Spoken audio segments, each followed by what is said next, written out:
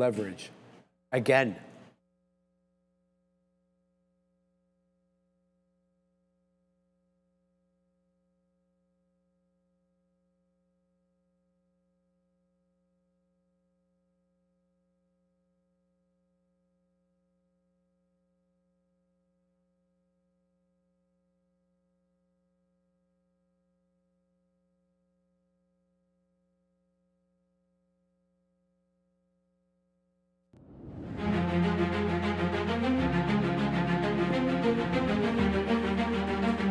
One week out from a Fed decision. We start things off a little bit to the upside here so far this morning with tech trying to lead the way, and once again coming on the back of a holiday short, not only week last week, but session on Friday that saw individual names leading the way, including Intel, big move to the upside. We'll talk about that coming up here. But a lot of focus going to shift, I think, this week toward the Fed and some comments from the Fed ahead of this interest rate decision coming up. Next Wednesday, not this Wednesday, but next Wednesday at 2 p.m. we'll get the final interest rate decision of 2024. A lot of eyes, a lot of analysts, especially on economists, with their targets all over this, I think, going to be key for the market going forward here. Absolutely. And Brendo, we saw a couple of weeks ago the Fed rate cut in December be put into question. Then we got word earlier last week that, you know, it looked like it might be back on the table as the doves were winning out. We'll have to wait and see. Good morning, guys. There's a whole lot to talk about. Most notably, Bitcoin down again and down aggressively. IBIT losing $50 again and down 5 3/4. Also, Ethereum dropping over 6%. Some of these other coins as well.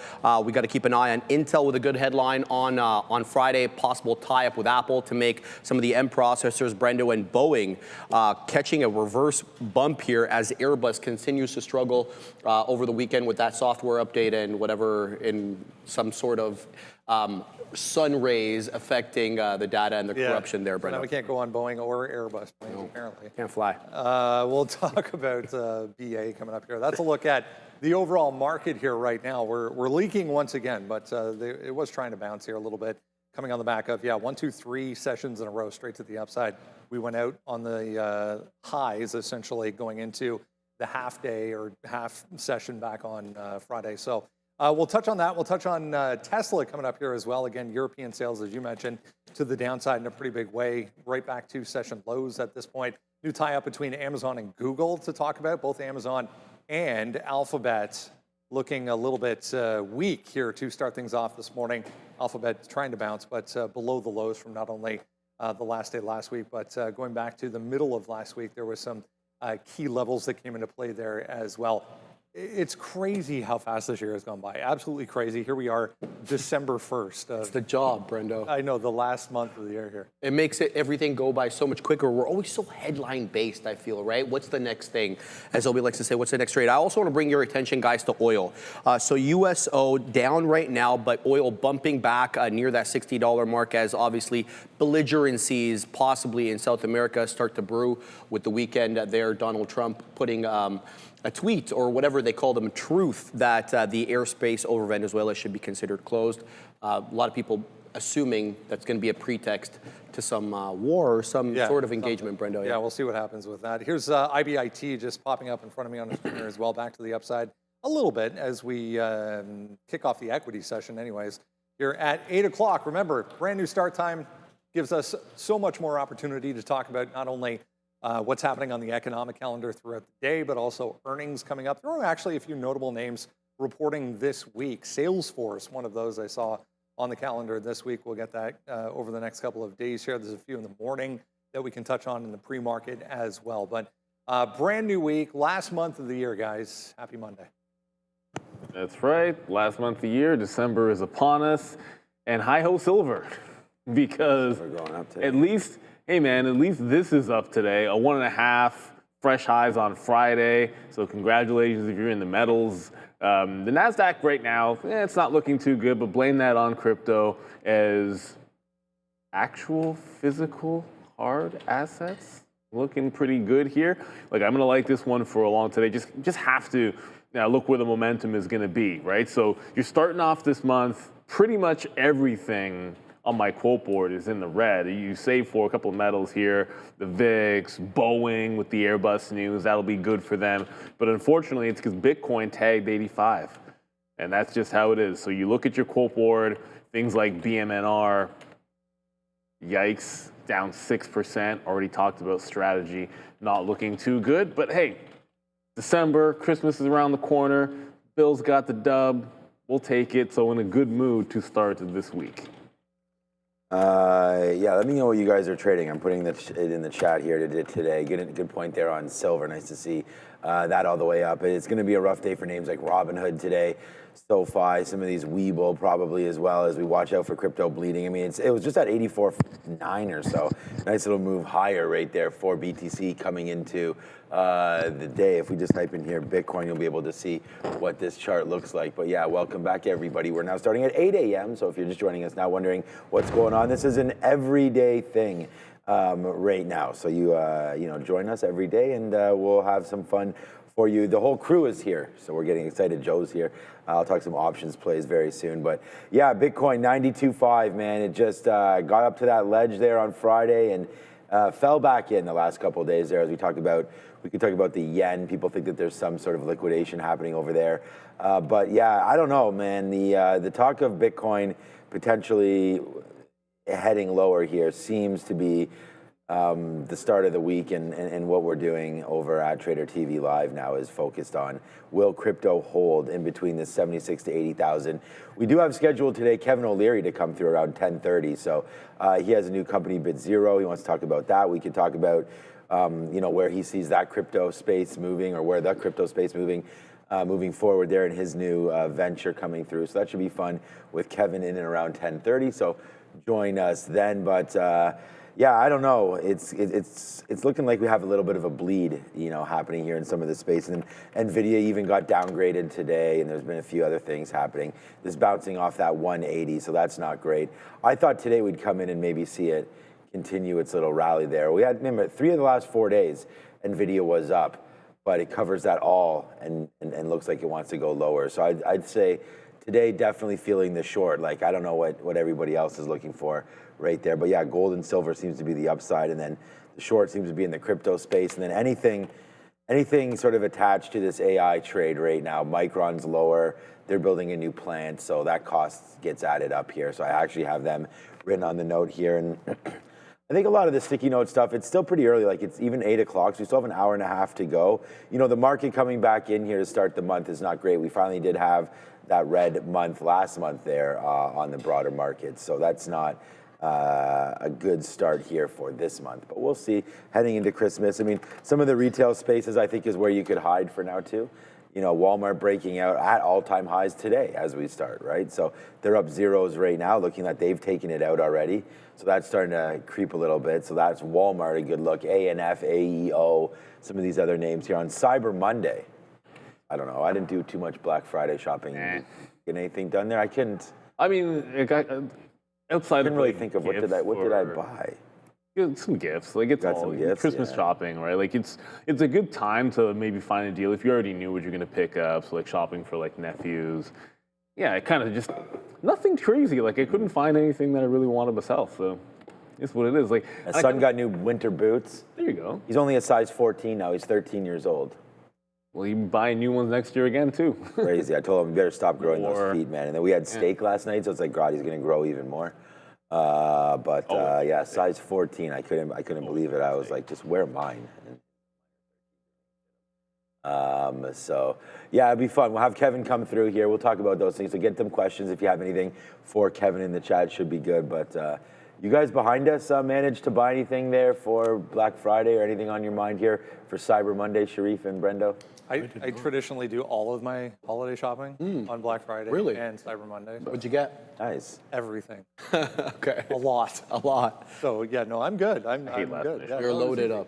I was actually impressed at how, even with the increased volume that they would have had over Friday and then again on Monday, like the speed at which things get processed. Oh, fantastic, yeah. I mean, I bought a couple of things, and the email was in my inbox by the time I closed the page saying, your item has shipped. It's on the way. Yeah, so it's crazy how efficient Amazon is. So yeah, no, it was great. You? You know how I do, though. I'm always scouring Facebook Marketplace as well as a local one we have here called Kijiji. So, Brendo, I'm doing my Black Friday all year round, Nice. baby. So I like it. I like it. Here's Amazon. Speaking of, just rolling over a little bit here to the downside. New AWS Google Cloud interconnect deal. yeah.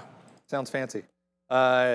It's a cloud deal between the two. We'll see. I mean, the market not reacting terribly well to this already this morning. Both Google and Amazon kind of looking the same here. It's an interesting tie-up. Two companies you didn't think maybe would be collaborating because they're directly competing, Brendo, especially with Google Cloud really starting to pick up pace here. And AWS, well, it picked up pace last earnings report, but prior to that, it had been a bit of a laggard. So they jointly unveiled a new multi-cloud networking service. It's designed to kind of let customers create private high-speed links between AWS, of course, and Google Cloud. It's supposed to be quick, and it's going to be available, according to the companies, within weeks. It's targeting enterprise demand for high reliability connectivity, so we'll have to see how that does. But it's really in focus here because you recall back on the 20th of October, we had an AWS outage. So it's nice to see, not relying on one cloud service only, Brendo. And we know, obviously, there was the other outage as well from the CME back on Friday. So the less reliance on one institution we have, the better. Yeah, I guess if you're going to have a problem with trading futures, Friday, the holiday day is probably a good day to do so. Yeah. It didn't seem to amount to anything. I mean, they got it going by 8:30. Everything was fine. Here is Rivian, notably weak here this morning to the downside after a big day on Friday going into the holiday. But RJ's doing some selling. 17,450 shares, according to a filing on Friday, coming out of the holdings of CEO RJ Scaron. So pretty good couple of days, or at least a week or so here, guys, for Rivian giving back some today. Yeah, where's Randy at? That was a good day. Well, Thursday. Well, Yeah, they had a great run. Thursday was a good day as well. So I was able to. Oh, sorry, Wednesday. I should say was a good day as well. If I say Thursday, you already know that I mean Wednesday. But Wednesday was trend up. But a lot of it, we talk about this a lot, like when it comes to the holidays. Sometimes that first push is pretty much all you get. The fact that it held up and just sat there consolidating is usually a pretty good sign. Don't like the weakness that you see today in Rivian, though. Down that 2 points, it just kind of further confirms when you look at the daily chart, what are you going to do except for sell between 17 and 18 bucks on Rivian? It's been a while, a very, very long while since Rivian has been able to break out of this. It's chilling. You buy it in the low, 10 to 12 area. You get to 17, 18. You turn it around, and then it heads back down. And there hasn't been a close above $18 since June of last year. So yeah, not looking like this breakout is imminently going to make another step. But I think the time, whenever it gets above 19. Like, this is exactly one of those stocks where, you set that alert. When it gets above 19, then you got some serious room to try to rally. So I don't know if we're going to start it today with the weakness that we already see. That's not where my head is going to be at. Like, the long I like today is probably going to be in silver, unless we can catch some reversions somewhere. It's not going to be Rivian, but wait for the day that 19 closes above. It's been an underrated, I suppose, steady swing. You could just keep going over and over again off the $10 to $12 area. But at some point, you want more than it just going $5 or $6, 40, 50%. You want this to actually break out because, heck, it's supposed to be, this is supposed to be one of those, hey, we're going to get our rate cuts. Risk to reward can favor a big catch up here. And it just has been a little bit disappointing not breaking that 19. What's up, Bill's Camp in the chat wants to know about NVIDIA, but right now we're doing GM right here. I mean, GM is basically flat. I mean, there's no volume here today, only 1.5 thousand shares, but just being dip bought, so if there was any sort of opportunity, their current PE is just 7, underneath 7 right now. So, if you want to get your money into some sort of a value play here, no dividend, but GM, I think, is a great name in this space. We always talk about, the Rivians and the Teslas of the world, but, this year it's been really a great year for these two companies, both Ford and GM, as the legacy names start to kick off. I mean, regardless of how many not withdrawals, recalls that they had this year, or that Randy always talks about. It doesn't really matter. I mean, the performance of this stock was $10 at the beginning of the year. It's now $13.20. So you got 32% to the upside rate here on Ford. Now, it's been doing nothing for 25, 30 years, but this year it's been nice. So I would say watch out for this to either break 14 or potentially lose this 50-period moving average as Ford in a little bit of, I don't want to say problems here, but trying to hit that high. BYDDF, you know, just going back over to the OTC markets here for BYD. We always talk about, you know, the China dominance of EVs and all this kind of stuff and how cheap. Oh yeah, that's right. We got to adjust that split, but you know, it hasn't been a good ride for BYD either, right? So BYD coming to the downside. If anything, you know, one of the strongest names there. We just talked about Tesla or GM and Ford, but what about Tesla in the EV space?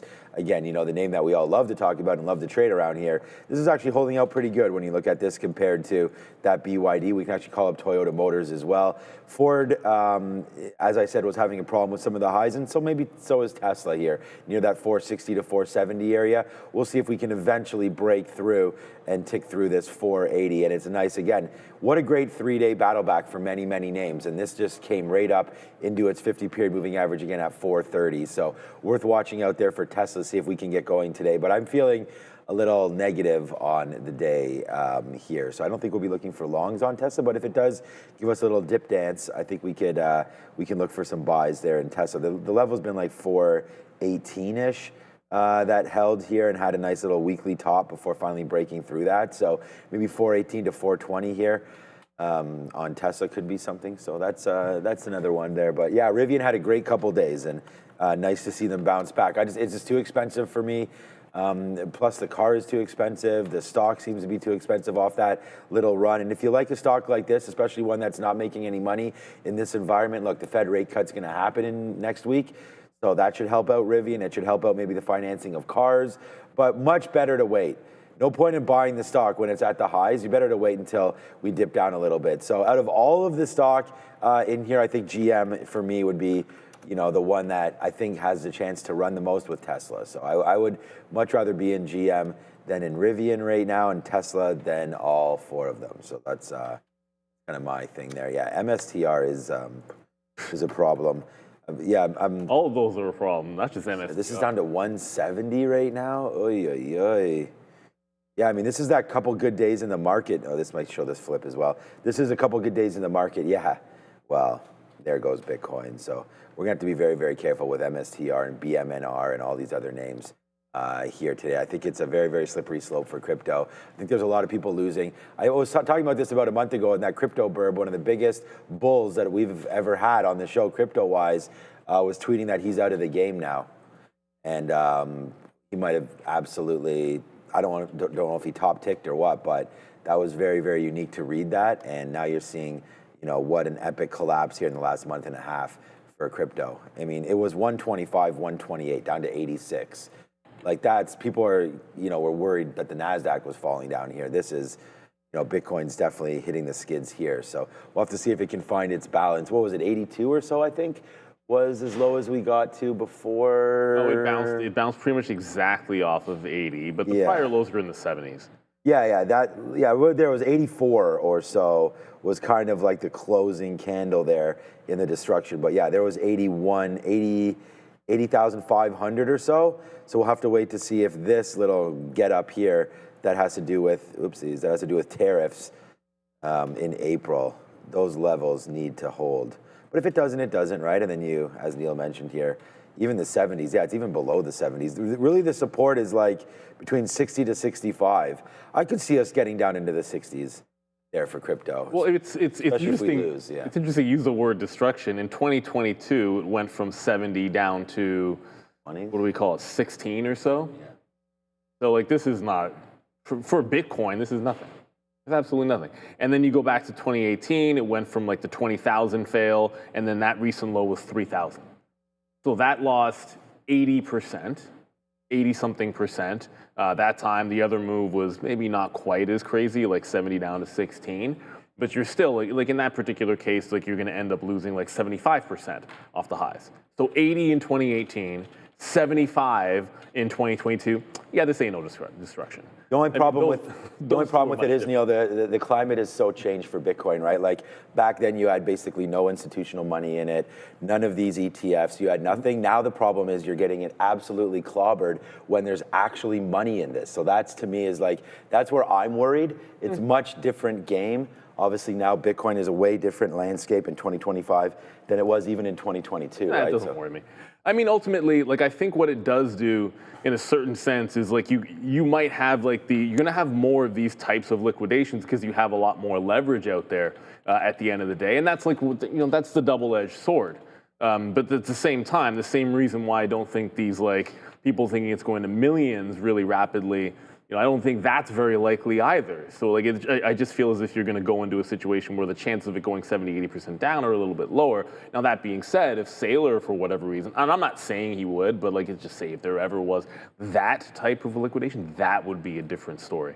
But like leverage, like I said, leverage is a double-edged sword, right? So I don't think we're in those moments where we're going to get that type of pullback, barring something crazy happening in the economy. The way I see it is, like, if we go into some kind of black swan event with the Nasdaq, or just in the global economy, that could be a bit of a different story. But at that point, you're not worried. You're worried about other things.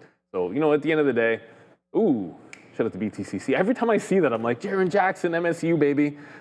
Most people don't realize that's Triple J, former Defensive Player of the Year for Memphis. Went to Michigan State. I'm a Michigan State fan, so every time I see it, I got to give a shout out to that boy. Although, I don't want to jinx it. They're actually looking very good this year. Who? MSU. Oh, MSU. MSU. Okay. Yeah, when you get your brackets out for next year, let's just say you might want to include them in the at least the Elite Eight. I'm not saying they're going to win the championship because I kind of say that every single year. Like I say, the Bills will win the championship every single year. But yeah, for crypto, for me, short term, I still think we're headed to the 70s. That just makes sense. So I think we can see that at some point this month. I think we see the 73 to 75 range. If that doesn't hold, then we'll see what Saylor does. Right, there we go. So we got a 20% drawdown here being called for crypto. We'll see, man. If that happens, I think it is a buy the dip situation. So you heard it here first.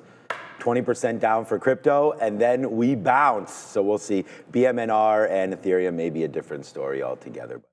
We'll see some of these altcoins getting hit here. So there it is, man. Aggressive call. I like it, Neil. It's not aggressive. I've been saying low 70s. No, I'm saying 20% down in a month is a pretty aggressive call, isn't it? I think. It's not 20%. Well, it's 16,000. 12. Low 70s. Yeah, it's close enough. Let's give it 17%. All right, Joe. We've got options calls. You got anything on crypto over there, my guy? No. We're trying to avoid some of the crypto talk right now because you can see that it is not performing relatively well. But what we do have is some mega cap tech names. And at the top of the list, guys, sorry, I can't see myself, so I don't even know if I was on the screen here. So NVDA is going to be at the top of the list. Yes, that is correct. Expiring this Friday, December 5th at that $180 strike price. It does look like we're running into some supply zones, guys, with open interest at that specific level around 43,300 contracts and then 73,800 contracts traded on the Friday session.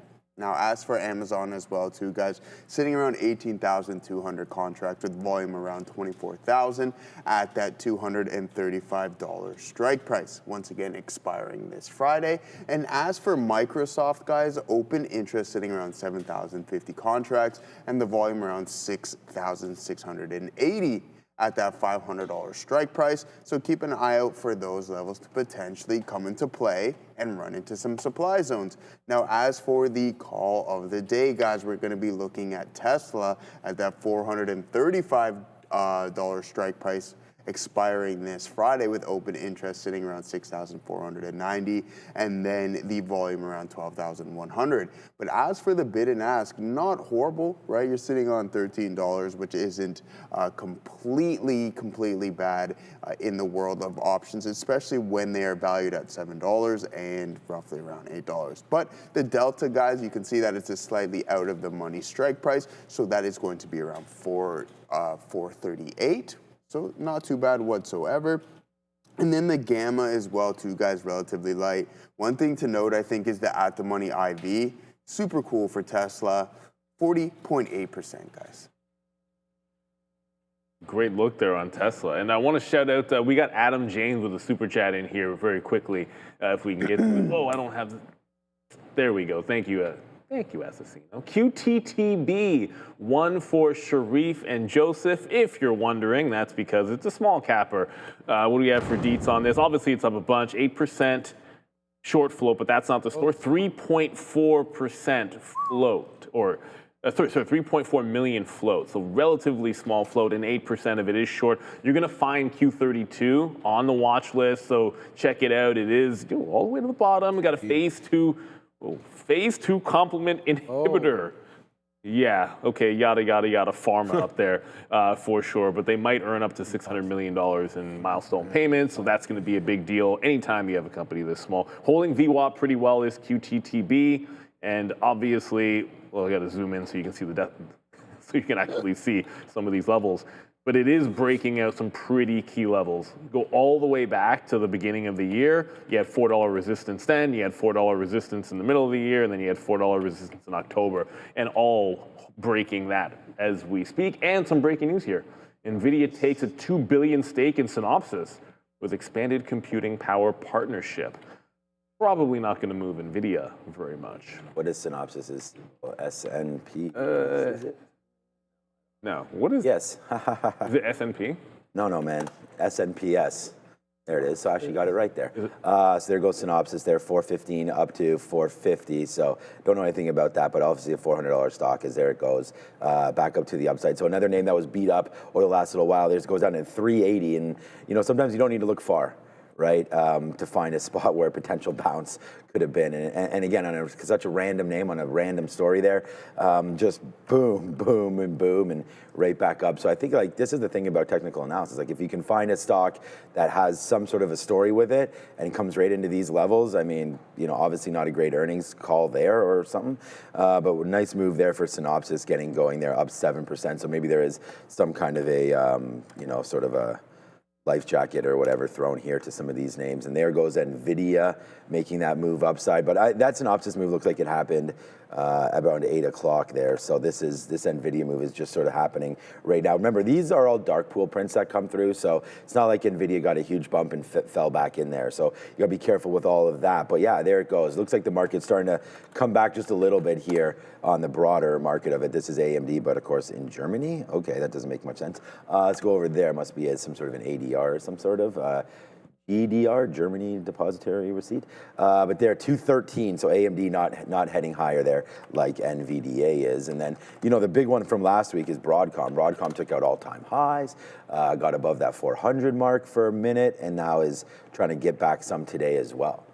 Some of these names right now in the chip space not overly healthy, right? And we talked about that Google Amazon lockup. That's not really happening or helping out either one of these names as they get back into the cloud. But this is actually okay. Google only down 0.82. We're going to figure out what exactly is going to be in this trade list here today. I like the Micron short, and then as we get Michael coming up here, then we'll figure out some more stocks to trade as I get a second. Slow down and look at some of these stories again. But yeah, that QTTB, a small cap runner today to match with, what's always moving around Open Door. We see if that's near 7 again. Waiting to see if that comes through as well. So give it a day. Yeah, good morning to everybody. We are back at 8 o'clock now, every single day. So make sure you do join us every day at 8 o'clock. We have the rundowns. We have our guests coming through very soon with Michael. We have the option analysis. We have some plays there. We'll get the upgrades, downgrades. Yeah, upgrades, downgrades coming through as well pretty soon. So we had Sia there on Friday, which did a great, fantastic job. Really proud of her. I don't see her around today, but she'll be popping in when she can. So really, really happy with the way that all went out. And then I just saw CrowdStrike. I think that's another good space, man. Palo Alto, CrowdStrike, some of that Zscaler reported last week. So, and yeah, what's up, Jet Free? Jesus is long physical silver. So I don't know if that's Jesus or who's long silver right now. But yeah, hi-ho cowboy right here as silver just keeps on trucking to the high side, as does gold, man. I mean, we put actually a little bit of gold in the account there at GLD actually at 375. So we're really happy with the way this one's been performing. We did have to hold this a little bit against ourselves. We bought it on the way back in and came back into 360. Didn't get the dip buy that we wanted, but happy to be into gold that is starting to head a little upside there. And I actually just checked the portfolio and we're back to near highs now. So it's been good. We have to watch out for NVDA potentially coming back in to ruin the old portfolio, but for now it's good, and we'll look short. I'm looking short here today anyways. All right, we can go back over to the desk. I think we're moments away, hopefully, from having Michael and see what he wants to talk about. Probably monthly closing candles and things. That would like be the that. guess. And good. I want to, before we go out there, shout out to W74X in the chat mentioning that dollar yen has tanked a little bit. The last time we had these issues, it did cause a little bit of a dipsy-do, but yeah, dollar yen catching a little bit of a fade, and nothing too crazy. Ignore our system. You're not going to see the percentage move, but obviously USD yen, something that we should watch. And in the chat, there is, Powell is speaking today, but it's not till 8 o'clock. So he's speaking after market. We'll get those and then maybe trade on it tomorrow. So yeah, Fed is speaking, but it is going to be, Powell's speaking, but it's going to be a little bit later. We do have, I believe there was, let me just double check. I thought we had somebody else. No, it's just Powell. Just Powell at 8. So there's no other Fed speakers today except for Powell after market. Let's get up to the desk. Got lots to go over. 8:30 only. This is when we'd be starting. You wouldn't have gotten that QTTB already. We wouldn't have that synopsis story necessarily. Now we're chilling, locked and loaded, ready to go. Yeah, we'll keep an eye out for any other comments that come through today. The last couple of weeks, at least, there's nothing on the calendar, and then all of a sudden, everyone has something to say. So it wouldn't surprise me one bit if somebody did have something to say today on the economic side, but nothing right now. I was just looking at this gold. This is a weekly chart. Just 2 and change off the highs right now for gold. Just an absolute monster run back. Last week, however, it was a holiday week, but last week, very low volume on that move back higher. Although impressive. We'll see where that ends up. I was just noticing there was a couple of analyst moves that came out there as we were talking about gold. Amazon was one of them. Oppenheimer raising their price target to 305 from 290 on Amazon. Broadcom as well. Bank of America Global Research raising their price objective to 460 from 400 on Broadcom today. And then there's one more. It was actually a positive note on DraftKings from JP Morgan, which seems unlikely, but DKNG not doing a heck of a lot here this morning. Anyways, another one that's had a pretty good couple of days.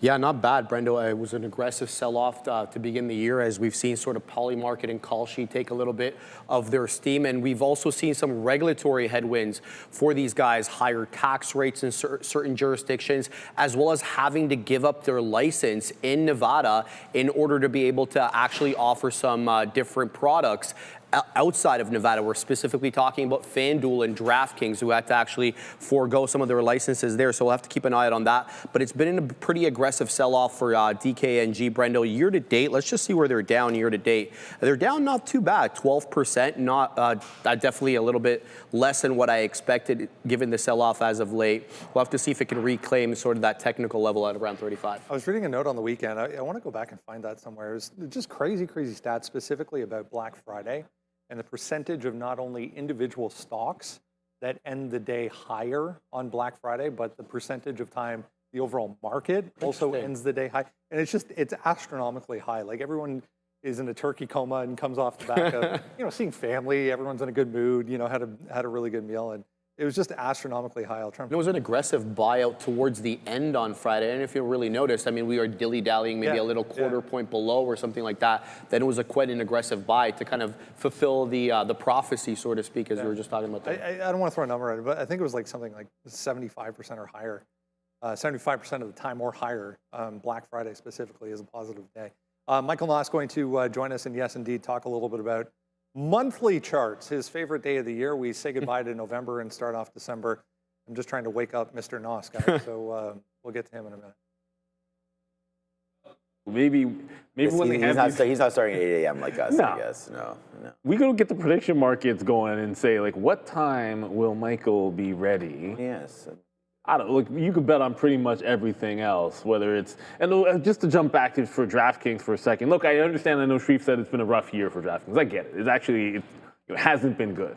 No questions asked. But this is it really hasn't been that bad, especially if you look at the end of last week for DraftKings. Like, that is the higher low, bit of a trend test here. I'll do this for you. So if you draw a trend line, that's maybe not the best trend line. It doesn't really matter. It's good enough to show you the point that it's seemingly broken the trend from that fail in September. And then you get the 30 break, continuation the following day above 32. All we need to do is take out that 50-period moving average here at about 33.5. Maybe not the craziest stock in terms of, there's not a lot of volume and volatility in it, but you get that close above the 50. And this is one that it's already made a bit of a recovery. Now, each time it's had some big days, there's been like some consolidative days in there, and it hasn't really had one yet on this most recent move. So I suspect you could have a consolidation here with DraftKings before it takes out that 50-period moving average. But it hasn't been bad. This has now broken a bit of a downward trend for DKNG. And speak the name, and he shall arrive. The NOS boss is in tow. We found him, yeah. We appreciate him jumping on early this morning. Good to see you as always, Michael Noss. Happy December. It's crazy to even say that, but final trading month of the year, your favorite day of the year. Yes, absolutely my favorite day of the year because we get new monthly charts. So there's another theme. There always seems to be a theme with these monthly charts. We'll start with the SPY, but it's important, I think, to do this. And I say this every time, regardless whether you're a day trader, you're short-term swing trader. I think it's fantastic to take a step back, again, once a month, build a list of ETFs and just go through them. It takes like 10 minutes once a month and gets you a really good bird's eye view, I think, of what's happening in the markets. As far as, I just ran through all these charts that you brought with you today. As far as the overall theme of late, it's been a little cautious, maybe a little bit even on the negative side of things. I dare say, Michael Noss, these charts tell a different story. Am I wrong? Yeah, and I think the main story, I'll just get out of the way, but I'll show you the evidence in a second, is that it's not just AI, right? If you're looking at under the hoods, where it's all we hear about in the news is, this is AI, this is only 7 stocks going up and all of that. But, going through these monthly charts, to me, they tell a little bit of a different story. So I put them in a specific order for you guys to try to help with this. And this is the S&P 500. And, for a while there, that candle obviously looked very red because we were at the bottom of that wick. And then we came back during the holiday week, as we all know. But, so we're up. Technically, we were up last month, very, very slightly, but technically we were up last month. So that makes now 7 months up straight in a row, which is pretty wild.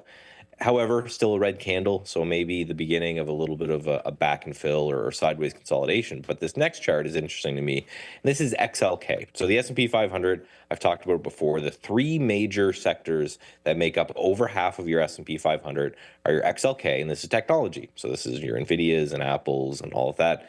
XLF, which is financials, and XLV, which is healthcare.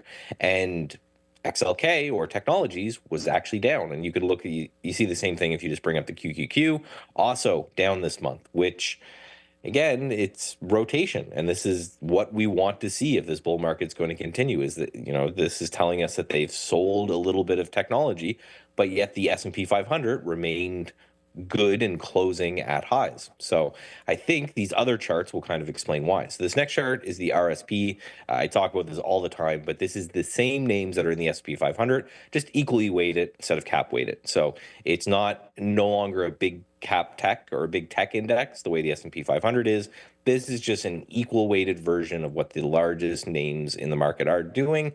And nice little breakout after a month rest. And to me, this looks like potentially the beginning of a breakout if we stick the landing here. So this is a good representation of what is the average large cap stock doing, not necessarily what are just the biggest names that move the S&P 500 doing. And RSP, yeah, it looks great here. Next one here is IWM. So this is your small caps. There's 2,000 names in this ETF, and they're all your little guys, your regional banks, your small biotechs, your ma and pa kind of shops. And I zoomed out a little bit on this one just to show that, yes, still up. Again, the S&P 500 was barely up. Tech was actually down and still up a little bit this month, and just trying to break out of this range. This chart goes back to 2021, where we've attempted this 240 level a couple times, and looks like now maybe with this kind of hammer candle, we're trying to stick to landing. Obviously, we need more data here. This next chart is XLF. So here's your financials. So financials green on the month, haven't really broken out yet, haven't really continued. So again, with tech down, we're seeing financials up, we're seeing the average large cap stock up, we're seeing the average small cap stock up. And that to me is just overall super interesting to show potentially, again, rotation under the hood. Maybe we're selling tech names, maybe we're going to more value names. You could call it growth versus value debate, whatever you want to look at it. But quickly before we went, I thought it would be good to look at the cryptocurrency space as well. So we have Bitcoin here. And although it feels, and this is why I love monthly charts, because it feels kind of disastrous in the moment, and you're reading articles about Bitcoin crashing and all of that. But when you look at this monthly chart, it's like, okay, we just haven't really made it out of that range that we've been in for a long period of time. And it looks like we may be trying to retest this 7,500 level or something. I think I took this last night. I think we're at 8,600 or so now. But it doesn't, when you zoom out, it doesn't feel as bad. The primary uptrend that you're seeing here still isn't even broken. We're just having a pullback in an overall uptrend. If you're zoomed in, it feels obviously a little bit worse. And last but not least is Ethereum. And Ethereum to me is very interesting because you're now down 3 months in a row. Again, this chart is zoomed out going back to 2021. This 5,000 area has been a bit of a brick wall. And if we ever get up and through it, this doesn't feel overextended or bubbly to me in any way, shape, or form. It looks like we're just pulling back. And I know these are very wide ranges because they're long-term charts, but I just look at this chart and say, hey, if we're above like 1,500 or 1,200 in Ethereum, we're still just technically bouncing around in this range. So the main theme that I'm just seeing is a little bit of let's take some profit in tech, let's rotate it into other things, also take some profit in Ethereum and Bitcoin, the whole crypto space, and rotate those into other things. And for the overall bull market, I think all of this is a very good, very healthy sign. As we say month over month here, when we sit here and go through this exercise, always great to zoom out, get a bigger perspective of the overall move and what's happening.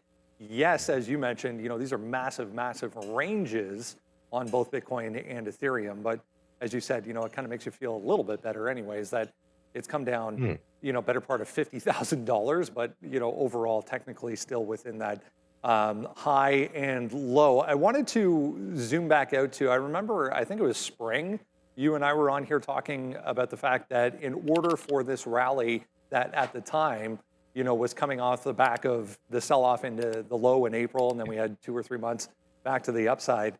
In order for this rally to continue, we were going to need to see some rotation and need to see other parts of the market. At the time, it was all tech, it was all NVDA, it was all about the big 7 names. We're starting to actually see that now, and those charts give you the confidence in that.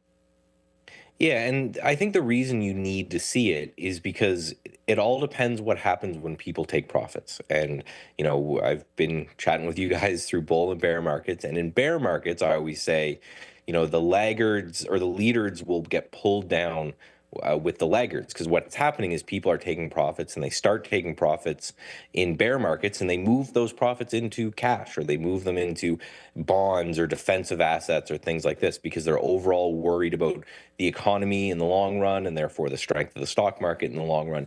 In bull markets, the reason we say rotation is the lifeblood of a bull market is because if you're still excited about the health of the market and you just made a whole bunch of money in NVIDIA or Microsoft or whatever it is, you are not taking that money and moving it to a defensive asset right away. You're taking that money and you're saying, okay, what areas of the market do I think I can invest in? Because you're still bullish.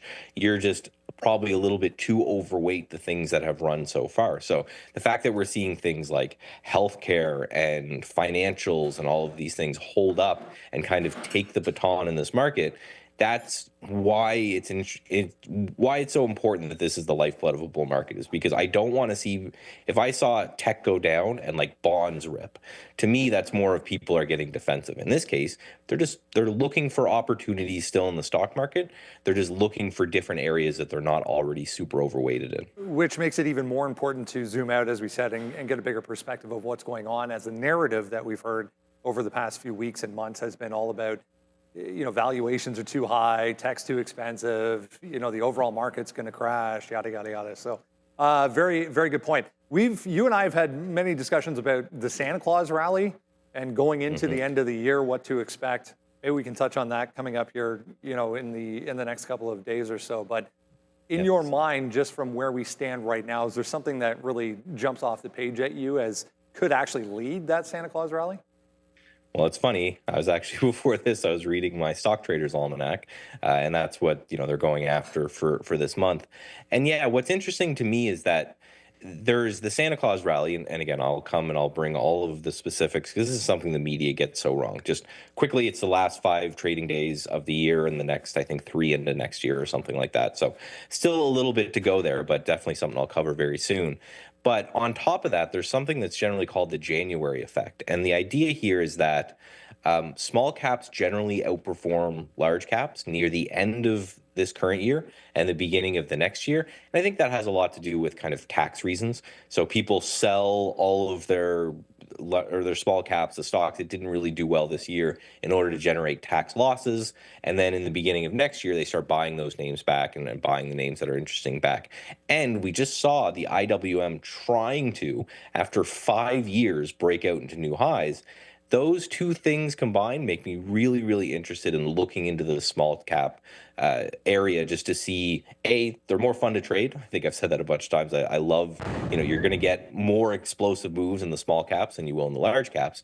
And if we're going to get this rotation and this seasonality holds true, it could be time for them to shine again after 5 years of doing nothing. Great stuff. Yeah, very, very interesting time we're sitting in ahead of what's to come next week, with the Fed as well, on the back of interest rates and small caps too. So we'll keep an eye out for that. Michael Noss, best of luck today. Thanks for this. Thanks for having me. Thank you, Michael. And rotation. Always be sure to rotate your tires as well. An important thing. It's just it really is. It's one of those. I don't do that enough, that's for sure. My pops gets. My pops, it's one of those things he gets on me for the little things. You done your oil change, you unify, blah blah, you rotate your tires, all that kind of stuff. It's just the lifeblood of healthy living. No, but the rotation in the markets. Look, I like that XLF. What needs to actually happen for XLF, and just to go back to one of the things Mike was saying, where is some of the money rotating? We talked a lot about healthcare recently and how strong that's been, but you look overall to financials, they've been just chilling out in a rut for 5 months now. 51 to 54 on this XLF, and every time it's attempted to make the breakaway, recently, the last time we got up here, closed that 50 period, immediately rejected. But it looks a little bit better. Today, we actually have a chance to get multiple closes over the 50 period, which has not happened since October, or since before October. And I think that could lead to the potential run, hopefully, to get this break in XLF. Because I'd say it's been a little bit of a disappointment for XLF. Yeah, I get it, it's strong. It's actually not that very far from the highs, but it's been kind of chilling out in this, on the verge of breaking away. And I think, look, I feel like this is, at least this month, we have a decent chance to get to that high. So I'm not going to be thinking longs in it yet, because I want to get that secondary close over the 50 period, and then you make the rally. Let's see if there's any upgrades and downgrades that could help us along the way. What's going on? Let's take a look at some of these analyst actions here. At the top of the list, we have Toast, slightly positive on the session, up just a little bit under 1% here, guys, with a price target raised to $40. And then we also have Bank United by Jefferies Financial, slightly positive. You're down roughly 0.6%, with their price target being raised to $55. And then Unity as well, too, guys. You're up about 0.25%. price target being raised to $48. And then as for the downgrade side, we're going from an outperform to a market perform. On Zscaler, you're down 1%, and Sanford C. Bernstein is giving that downgrade, guys. Joby Aviation as well, too. Goldman Sachs lowering that price target to $10. You're down 4.5% in the pre-market session. And then Archer Aviation as well, too, guys, getting the downgrade, lowering that price target to $11. It is negative 2.8% in the morning, and that's by Goldman Sachs as well, too, guys. And boo, Zscaler. Yeah, that's a good one. I heard Sharif. Which one were you booing, Sharif? Oh, Joby. Chiefs and Joby, I think. Oh, okay. I wasn't sure. Joby's had a good run, of course. But boo, Zscaler. This is it's not good. It's really not good. Like after earnings, you get the loss of the 200 period moving average and making some fresh lows in here. Now you've had to wait it out when you're looking at any of the dip buys in some of the cybersecurity names. We saw that with Palo Alto on their earnings. Not last earnings, but the earnings before that. They dropped for 3 days in a row, and then it was down for another week or so before catching a bit. But this feels a bit different. Like Zscaler's not making money yet, so ultimately valuations are a bit of a concern in the entire cybersecurity space. But this is one where it doesn't seem like it's caught any kind of a bid post-earnings. Like, you've made a fresh low every day since the report, catch another downgrade. It opens under 250 now. So this one is a very much wait and see. I think it's going to be, look, it's a huge level if it gets down into like the teens, like the two teens, like 210, 215. But this is almost like one of those short till it's not. Like that 3-day rule still hasn't managed to solidify itself here with Zscaler. And I'd say it's distinctly different from a CrowdStrike or a Palo Alto in terms of quality, right? Like those are names that, you can say all you want about the valuation, but in terms of their profitability or ability to earn a profit, just a bit of a different story. So yeah, not looking too good for Zscaler. Might only be down 1%, but the daily looking pretty weak.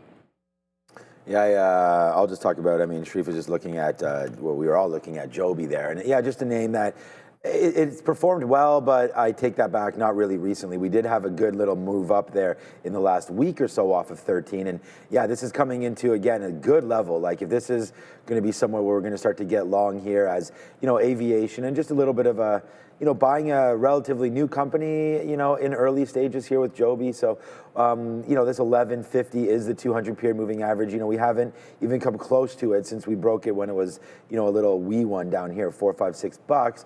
And it really had a huge move this year, right? So if you're in earlier at some point, then you're sub $10 still in loving life here on Joby. But watch out. I think these are good areas. We've seen the dip down in here a couple times back in September and then again just now.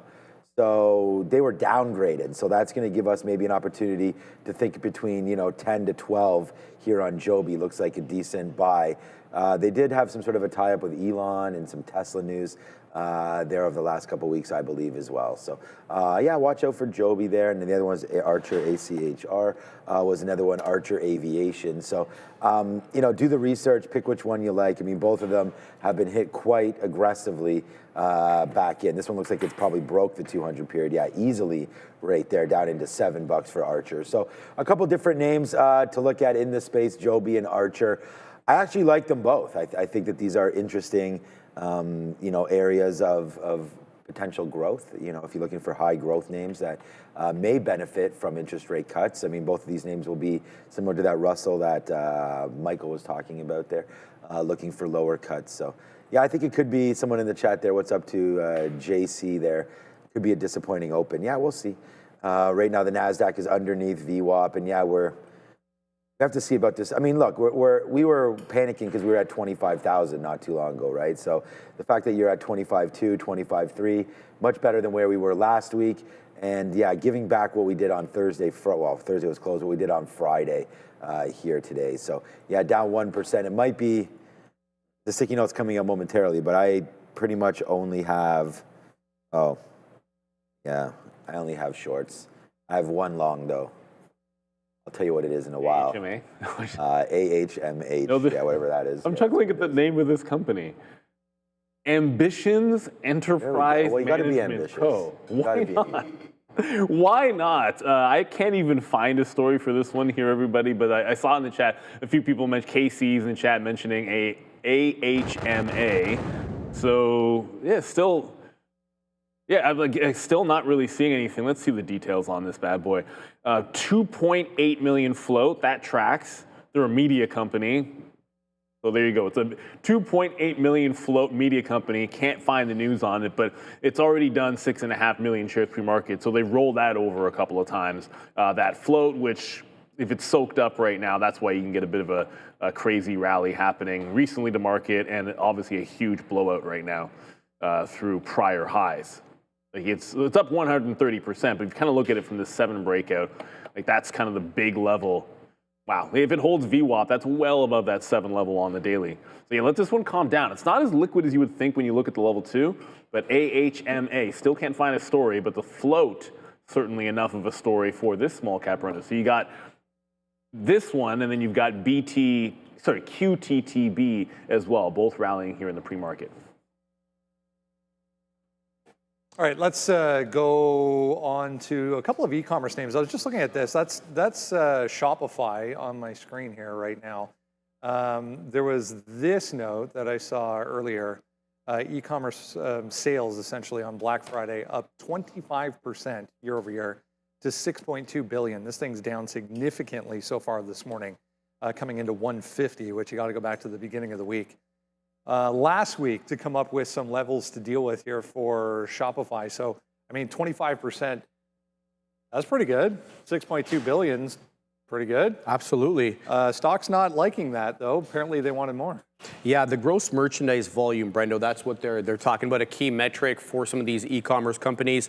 Look, an analyst here, Ken Wong, with Truist saying we expect a slight negative reaction with the reported pace of sales tracking below the consensus Q4 gross merchandise volume GMV growth expectations. It was 28% year over year, said Ken Wong in a report. But Truist analyst Terry Tillman, he had a more upbeat view. He says, with the strong results on Friday alone, and considering Cyber Monday is typically a bigger selling day online, we suspect Shopify will blow through last year's Cyber Week results. So we'll have to see how that goes. They're saying, Brendo, that Cyber Monday a lot more important for the higher ticket items like computers, laptops, excuse me, tablets, etc.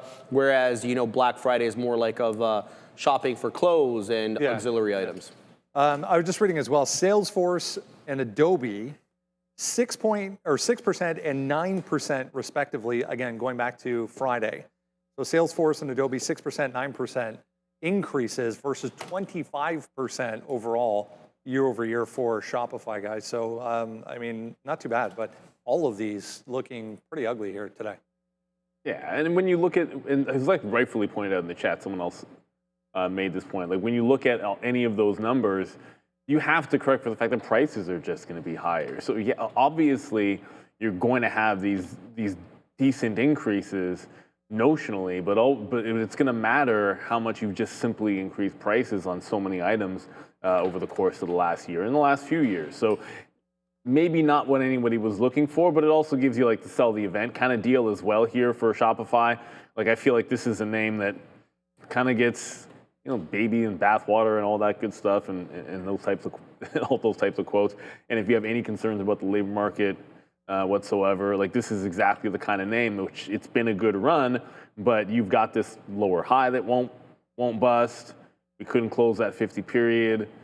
And again, the numbers might be good, but if you adjust for inflation, they're not going to be as rosy. So I feel like this is one that you could see head back to its 140 support for Shopify. Not great volumes. I'll probably stay away from that. I think if you're looking in the retail space, possible to trade Amazon, which I'm just going to note is holding up well relative to the market.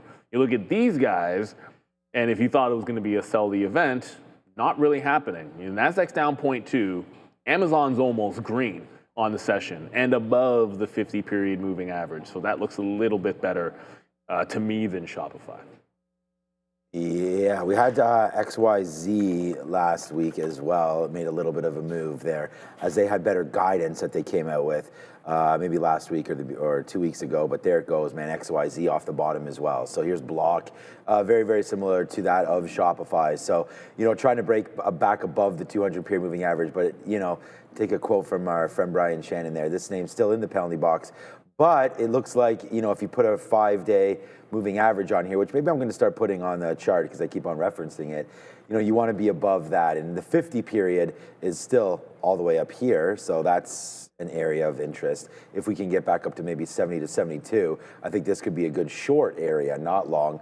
And then once you want to break through here and then finally get through some of this congestion before we start signaling buy side there on XYZ. And then another name in the sort of, I did, had some purchases this weekend, and I think I cashed out with PayPal on the majority of them. So, maybe PayPal going to find some love here as well. And it's that similar sort of shelf break that you see there on XYZ that you're trying to get back in for PayPal. So PayPal actually got beat up a little bit more, much underneath, right? The 200 period on XYZ, we've actually breached that and gone back up to the upside. So PayPal still much more structure to break through here on PayPal than XYZ. So I think I would like Block a little bit better than PayPal right here. But if you go back down to it, it's that same story. This is March of 04. March 4th, March of 24. So you got to go back almost 2 years, and that's, sort of confluencing with the support that we've seen. So the April lows bouncing there off 55, bouncing off 55 back in the summer of 04, and then also that level back springtime. So PayPal might have some solid footing down here, but still looks pretty broken to me to the downside. But, some financials names that work, I like SoFi. So this is a name that I want to get more of. So I'm just actually going to put a bid in that 26 area in case it does fall back in here one more time. It was just last week that we had some dip buy opportunities in SoFi and didn't take advantage of it. We're still obviously hella long on JP Morgan. Maybe I'll put an offer here around 320, see if we get some out there. But there we go, JP Morgan. Look at this, 4 or 5 nice up days here, and we get back near all-time highs, as Neil talked about the XLF. Previously there. So, all right, it's JP Morgan time, it's bank time, it's tech time. No matter what kind of time it is, make sure you do get our watch list. It's available. There's a link in description there completely for free. Go grab that. And then Sharif's note for those members are available there as well. So exciting stuff, but it's 9 o'clock. It's rundown time, and I'm going to put up the sticky note. All right, let's jump right into it here. A lot to understand this morning. Individual. I was just looking at Coinbase. We'll talk about that in a sec, but let's talk about the futures. Yeah, guys, 68.59. That's where we closed out Friday, shortened day on the ES December contract, with the overnight high being 68.64. But look at what we did on Friday. We got close to 68.75. So that's going to be our first area of resistance if we catch a bid for whatever reason. If we start selling off, we're obviously going to be looking at that 100-point area, 6,800 as that first area of support. If we continue to sell off, we're going to look to that area of technical resistance that we had last week on the 20th of November. We're looking at 67.75 as the second level of support. All right, if you haven't done so yet, as Sean was mentioning, make sure you grab that. Link is below, top link, in fact, in the description. We'll get you to the sign-up page for the watch list. It's absolutely free. Comes right to your inbox every single morning, has everything that's moving around in the pre-market.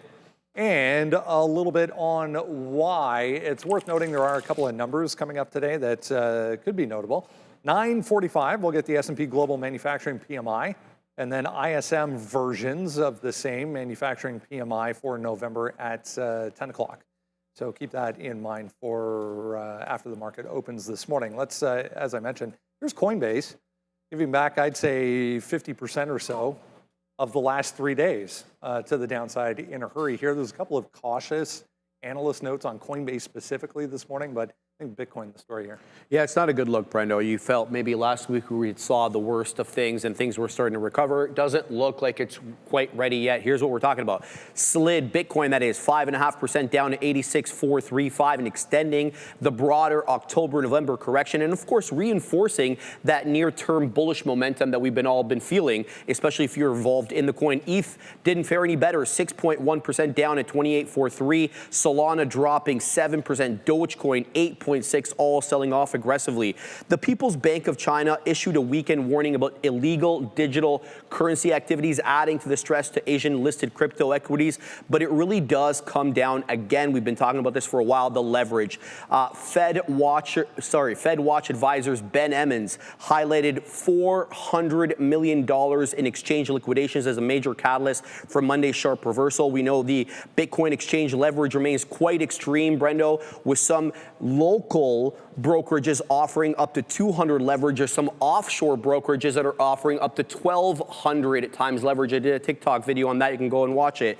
In comparison, only about $135 billion sits outstanding across the spot Bitcoin ETFs, which is kind of a mismatch, Brendo, that magnifies the liquidation cascades and kind of exacerbates these sell-offs. I think it's going to be one of those days, though, that some of these equities guys could be following Bitcoin and the price action we see in the cryptos, or the underlying themselves, rather than the reverse, which can happen sometimes.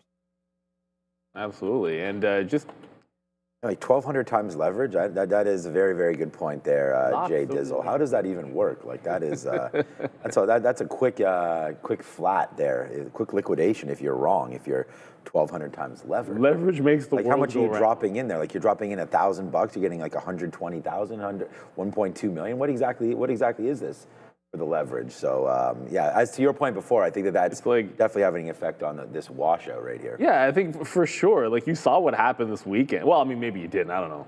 I turned to, we're at dinner. Well, I was at the dinner table yesterday. And I don't usually like pull up my phone, but like for whatever reason, my daughter wanted to see something, and I was like, whatever. Futures markets just opened. And I'm like, oh, it's going to be interesting Monday because we just crashed like 3K on Bitcoin, and then that turned into like 4 or something like that in the next hour or so. But anyways, if you look at what's happened, let's put up a 4-hour chart here on Bitcoin, so you can see like our prior support level. If you don't know what that is, so this is at like 90, it's like 91, 92 area. That prior support kind of got flushed out, and then we're trying to bounce off this 86. Now, if you look at the last wipeouts and the bounce that we had, like that last little ditch when you made the bounce on the weekend, it was able to get back to about 87. I think 87's kind of like 85 to 87, 85 bounce zone into that 87. 87 is what I'm kind of looking for the fade. So on IBIT, thinking that $50 level, again here, if we try any kind of a bounce and kind of go into this chop area where we broke out from on, well, that'd be Wednesday, I suppose. I wasn't here on Friday. So this area here, but the high 49s in IBIT. But the other way that I want to be playing this is to look at what might be a little bit weaker, like BMNR. Look, if ETH is down more than Bitcoin, I think we all know that.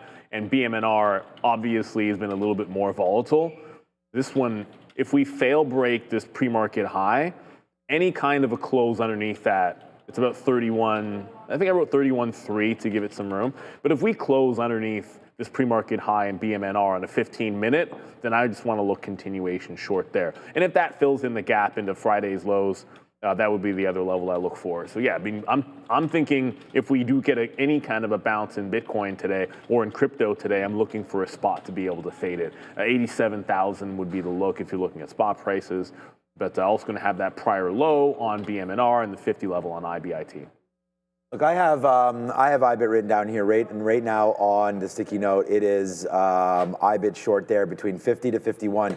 Like, I know it's a huge range. I definitely acknowledge that, you know, when you're talking about 1%, 2% worth of a range there, it can be quite large. But for Bitcoin, I still think this is a good bag holder level. And what I mean by that is like, I don't think people that are in now aren't necessarily holding the bags. I mean, this is a nice downside moment. And good area to maybe pick something up for those of you that maybe aren't in it. We've sort of talked about where it potentially could be going. But the reason why I say that is this is, you know, these areas up here, we tried to go the last couple times and failed, right? So we tried to go right here about 4 or 5 days ago. We got up to 51.50. Then we spent a couple days above $50. Then we had that one little push on Friday and then right back in. So it's this little area that I think a lot of traders are thinking about, you know, where's the break coming, you know, and they may be waiting for this kind of this momentum to once again bounce off of, you know, between 50 to 51, which would be, you know, where we are now in crypto, you know, 85, 86, up to 90 again. So it's just like, until we really break clean of that and get back up into 56, 58, like back, you know, through maybe 100,000 again, back to where the 50 period and the 200 period moving averages are. I want to be pretty short here on Bitcoin until, again, it proves itself that it does want to go higher, right? Down like 40% or whatever it is from the highs. Obviously not a great move there, but at the end of the day, I'm still going to go short this name. It's down 5% today. The momentum definitely is looking pretty weak, although even though it's looking weak, we are kind of like holding out above VWAP right now. So there's been worse days technically than this on crypto before. Maybe not percentage-wise. We haven't come in too much and seen IBIT down 5%, but again, it's the over the weekend thing. And I think it's trying to settle here. So if we can bump up about $1, man, I have the order sitting there for the short. I just think today's a short day. And it just has to prove me wrong. And I think we're getting close to doing that. Like if these Qs rip, you know, through VWAP and then look to tempt sort of what we were doing here overnight and stuff, then I think, you know, we will have a bullish day on our hands. But until we get some bullish stories, like we have Intel, like think about this. The only thing that we have on there that could possibly be a long has a question mark beside it, and it has to do with Intel. There's a story on Marvell, by the way. Oh, good. Hopefully it's not a shitty No, it was good. It was Marvell announced Microsoft expanded use cases for Marvell-powered cloud-based security services in Europe. So Marvell actually bouncing in the pre-market on that. Oh, so $91. Okay. I only mentioned it because you were just talking about an actual positive story this morning for them. No, that is a good one, but still up 1.2%. Yeah, so it's actually up today. Yeah, no, Marvell's a little bit of that was a slippery slope there, as we were still pretty heavily invested into this name, which is why I thought it was maybe a negative story. But I'm going to get something out at 95 on Marvell. Like I did not dip buy. You know, like when the chip space is not looking great, man, and everybody's losing confidence in these data centers and the overall build out of hopefully what's still to come. I actually want to talk to Kevin about some of the data centers as well. But yeah, there's a nice move into 75 and then bouncing back. So yeah, it looks like Marvell catching a bid. Good story there in the chip space. So yeah, there could be some longs at some point. Only 300,000 shares. That SoftBank rumor of them buying Marvell, that got that thing through 100. So I'd like to do that. Yeah, okay, keep looking, guys. Looks like Bitcoin's starting to go back upside right here. All right, that's one crypto story, or a couple there. Let's go back over and find the big one that made our board here. It's Intel. Yeah, remember, Kevin, guys, coming up at 10:30 today with the CEO of Bitzero. They're going to tell us a little bit about Bitzero and, of course, talk about crypto as well.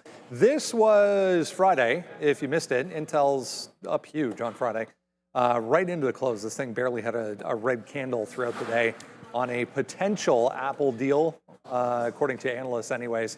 We gapped down a little bit here this morning, but still holding up major part of this entire move. Yeah, this could be big for Intel, Brendo. A couple reasons. One, you want to be tied up with Apple. It's huge. Number two, it's proof of concept for their floundering foundry business, which they don't have a client for yet. A major one, that is. So let's talk about this. Intel share, as Brendo mentioned, ripped up over 10% on Friday after TF Internationals, yes, the infamous Ming Chi Kuo, said industry checks show improving visibility on Intel's supplying Apple with its lowest end, guys, M-series processor.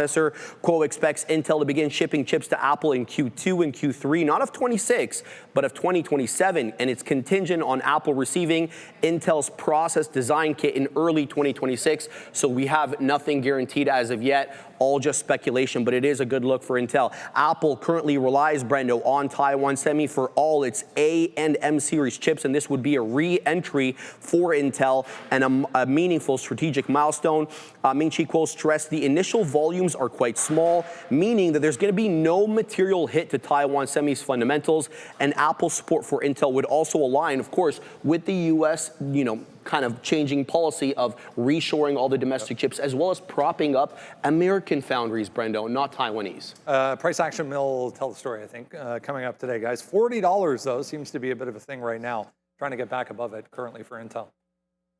Yeah, obviously great rally for them on Friday. I got to miss it, but I missed it, unfortunately. It's a good story for them overall. I just feel like you're already seeing it down. The market's a little bit weak, and this was an area before where it already sold off. And most of the massive days have not. Like sometimes you get a follow through, but there's another pullback. There's a pullback. Most of the big days have been met with profit taking here at Intel. And you look at the daily chart, 38.5 kind of stands out. as an obvious spot to close the gap to. So I think that feels like where we're headed. I mean, that's a place I'd look for a dip buy today. Unfortunately, this is above the volume weighted average price right now, so it doesn't really have it's at 40 and above the volume weighted average price. I'm not really thinking obvious short setup. It has to break the low, hold under VWAP, show me something, or at least maybe pop into a resistance level. But yeah, once this enters any kind of a downtrend or loses VWAP, I think it's a fade into 38.5. Just odd program buying right now off of this 39.5 level, which seemingly has not stopped for the last 15 or 20 minutes. So I'll stay away from this one early on, and maybe it doesn't want to get to that 38.5, but that's the level I'm looking for over there on Intel. I just saw in the chat there, I forgot that Marvell reports tomorrow, so I was actually trying to check and double checking it. Put the order out to maybe sell that thing here. Yeah, so we're up 39% on our swing trade there for Marvell. So we've gotten some out already near some of these levels. But yeah, so good little level there for Intel. I actually want to talk about Micron, which will be coming up soon, so I won't do that right now. But yeah, look, this is another this is a double up. Right? I mean, this is something that I made Brian Shannon talk about, and he put a 40-year anchored VWAP on this thing, and it actually, this $18 to $19 to $20 area just gave you everything you needed and more. So I never thought I would be an investor or anything in Intel, but when it was doing this, we sure did buy some shares. And right now, just off the top, sure, we did get some out the first time it broke into here, 27.28, 100%. And then we got some out the last time it broke into here as well, so 34.35. We felt pretty good about getting some out into there. And now I'm feeling pretty good about getting some out up into here as well. So I just, these are great stories. I know the U.S. government's backed in to Intel a little bit here with a small little investment, $5 billion or something like that. But maybe even be more, I'm not sure. But $42 right there. Nice area for Intel, I think, to sell something and get a little bit off these bags. And they're not bags at all. These are starting to get heavy bags. So it's been a good one there for Intel. What a move up, a double up. This is why you want to take single stock risk sometimes. I know that's, again, not financial advice for everybody individually, but, this is where if you can find companies that have gotten beat up, that there's potentially a story underneath them, Intel with the chip game. There it goes, man, into the foundries, the U.S. company, everything like that. I don't think the bull case was very hard to find, and you can see now with Apple and potentially some more stories coming good with their foundry, maybe potentially there. We had that CHIPS Act that President Trump was trying to roll back, that Biden. Intel dipped their hands into some of that cash as well. So there's just a lot happening for Intel, and that was, I don't want to say generational because it's only a double up, but still, if you put in 10 grand, you got 20. So it's a nice move there for Intel. And I think, light hands here maybe. If it gets to 42, maybe you get some out. But I'm not in a rush to get out of anything here with Intel. It's been a nice little move higher. And, maybe that was a fake out. Maybe the market's going higher now. I mean, Intel's up like 50 cents in the last 30 minutes. So skeptical. Could be something. All right, Tesla did not have good numbers in Europe. Let's go find out about that story and potentially where that, Biden's auto pen didn't work too well on that CHIPS Act. All right, let's go back over to the Tesla Europe story. Did you read that over the weekend? Which one? Trump's canceling all of. Oh yeah, because of the auto pen thing. Oh boy. Just all of them, blanket, all of them. Crazy. Here's Tesla right now gapping downside. That was, what was that? 426, I guess. 425, 426. The low on Friday there held as support, but we're firmly below that right now. Yeah, I mean more bad numbers coming out of Europe. I think Elon kind of alluded to this. We're not going to see a change, I think, specifically in that area of the world going forward. You know what makes me chuckle? I just want to digress for a second. When Joe Biden was in the F-150 Lightning, and he was like, this is going to be the future of EVs, and now they're going to cancel the F-150 Lightning. It makes me chuckle a little bit. Sorry. All right, guys, Tesla. Not a good look, guys. November registrations fell sharply again. This time, 58% in France, only selling a little bit less than 1,600 units, 49% in Denmark, 534 units there. The Model Y, guys, once a top seller all across Europe, ranked only 23rd in Denmark with only 206 units sold for the Model Y. Of course, total 534. But there is obviously, you know, political backlash, as we talked about this with Elon Musk's earlier comments and associations with some political groups there. The reputational risk appears to be sticky, despite the fact that he's toned down his rhetoric as of late. Europe's EV market, though, Brendo, has become quite crowded and very highly competitive, especially, I should say, with Chinese EVs throwing their hat into the ring there, widely viewed now as very competitive to Tesla in terms of technology and quite cheaper, to be honest with you as well. So good look for Chinese EVs in Europe, not so much for Tesla. I've seen over the past couple of weeks here, I don't know if I said Tesla too many times close to my phone or something, but I've started to get just inundated with used Tesla ads. Used. For some reason. And I mean, you can get a 2022, 2023 Model Y now, 33. Great prices. 34, 32 Absolutely. even, if it's a little bit higher. These things were 100 grand, Brendo, in 2022 when sadly the war in Ukraine started and gas prices shot up. They were like selling for 90s, high 80s, sometimes 100. Can't believe how. I mean, it also has to do with the new model, obviously. For so sure. the updated version comes out, you lose half your value, depending on when you bought. But anyway, yeah, not good numbers here for Europe once again, guys, for Tesla. Yeah, I think we've been seeing disappointing numbers from them for quite a bit here, and you know everyone's been looking past that to see where the growth is going to be, and that's going to obviously look to automated driving. That's going to obviously look toward Optimus and things of that nature that have held it up. But if we don't get through 430 today, you're in the diddling range of the. Yeah, this stock is definitely diddling. I mean, 430 barcode and prior close and obvious resistance, and we're sitting at 25 right now. You know the 420 level has been support. So unless we trade up to be able to fade off of some of those highs in the 430 range, don't see myself in Tesla today. If it breaks out Friday's highs, I think you'll let it. I think that's one that's probably worth the chase if it gets through a 433, but I think the first look would be to fade it off the 30 area. But if it does get through 433, you have a pretty sizable gap if somehow it can buy the news here. But I'm a little bit skeptical when it comes to that, and only because it's only 10 minutes to go. There was someone said, are you guys going to talk about gold and silver? We did talk about gold and silver. I just want to throw that one out there. A little bit earlier, a couple of times we did, but this one's on my list. SLV is on the list today, at least for myself. It's about to lose VWAP. It looked like we were going to close above VWAP going into the open. If we don't, I'm patiently waiting for the pullback into prior highs. You make all-time highs, there's no levels to work off of. So it's prior day high, it's trend break, it's VWAP. Those are the only things I can look for in SLV. Tesla will have to wait for that 430 level, and then the 33 is where you get an actual breakout chance. Yeah, we talked about Ford and GM and all these names, and I think GM looks the best out of all of these, of course, as it's breaking higher and higher. But yeah, I'm the same kind of way here, like 430, 432. Let's just see if Tesla can give us this 418 to 420 area one more time here today. If it can give us that, then I think that's a really good dip buy support zone. So, you know, we've broken through there and we haven't had too much action at this level, but to me, when I sort of zoom back out, a little bit of action above, and then we had Wednesday, Friday, bouncing nicely off the 200 period moving average right there, but we open up underneath it, which is giving me a little bit of a pause for any of the longs, but which makes me just think that if we do dip back into this area maybe it's like between 416 and 418, something like that we could get a little dip buy, right? This was a really good hold into there. Now, it didn't hold in the very next morning, but you know the cat came back the very next day and bought up Tesla again. But 417, this looks like a decent buy zone there for TSLA, and this is why we talk GM, man. I mean, it's been real strong, real good to the upside, and holding out strong today.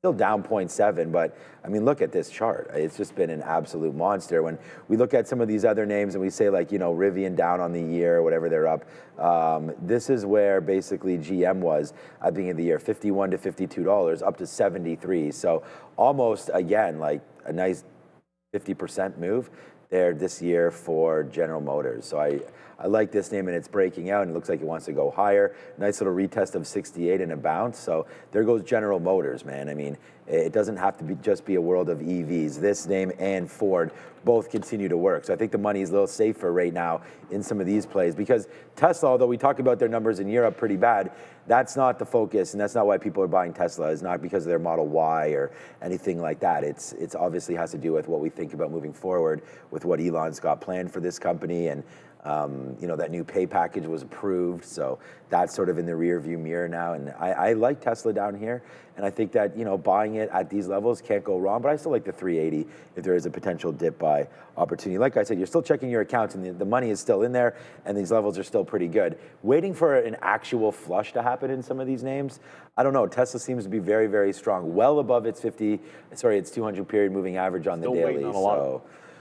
Yeah, there's not much. The only one that really dipped and it's back now is going to be Meta, and then obviously you have Bitcoin dipping there. Maybe Palantir has been dipping. Oracle is another one, obviously. There's a bunch of chip names that I would argue have. Like a lot of the chip names, I think of it in some pretty decent dips. ARM's got a good dip on it, but maybe even NVIDIA. The ones that I'm looking to dip by that have gotten close. But speaking of chip names, here's one that's dipped, maybe not as much as some believe that it could have. Just reading a note here, guys, on HPE made a little bit of a move, 2160 up to about 22 there on a deal with NVIDIA. So HPE teaming up with NVIDIA to launch an AI factory, quote-unquote AI factory lab in Grenoble, France. That was a couple of minutes ago, but not a huge move, but worth noting for HPE, moving around a little bit this morning.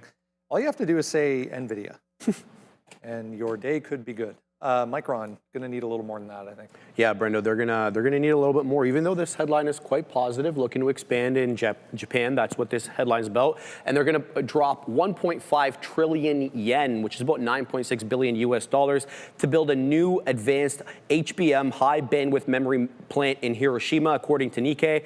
The construction is expected to begin in May of 2026, with shipments beginning around 2028. So there's gonna be a while until we see anything coming out of there. Japan's Ministry of Economy, Trade and Industry may provide up to 500 billion yen, about $3.2 billion in subsidies. And Tokyo continues to offer substantial subsidies to attract foreign chip makers, including Micron and Taiwan Semi, just to name a few. HBM demand, though, is a little bit, a little up, a little down. There's a glut of inventory, and then you can't get enough of it. So demand is surging now due to rapid expansion in AI, machine learning, and hyperscale data. Brendo, with the new plant, though, this strengthens Micron's, I should say, positioning against SK Hynix. SK Hynix still the leader of the pack, then Samsung, then Micron. Micron back to the upside right now. Just be aware as well. Just reading a note here from Morgan Stanley, just putting out something positive on Alphabet, although Alphabet is quickly heading back downside. So positive note, it looks like, for Alphabet guys from MS. Well, if those are positive notes, I guess they can keep them because, and I don't know, and Brendan just brought this up to our attention now, but there it goes. Yeah, we're talking, Randy's going to have a hard time now with these chairs behind us there. Thank you. Or those desks, sorry, behind us. There, thanks, Randy, for the coffee. I see. The shorts, I think, have maybe gone away now for the year we had. Randy was sending us some snow pictures from his place there on Thursday, Friday, where it snowed quite nicely, but down here in Toronto, pretty muted. It didn't, almost no snow. I didn't have a little bit of a shovel on Monday, but on Saturday morning, but less than an inch or so. But yeah, Google coming back in. There's Google down 1%. So we'll see if that one continues to drop. I think it's just had such an epic run. And we talked about this.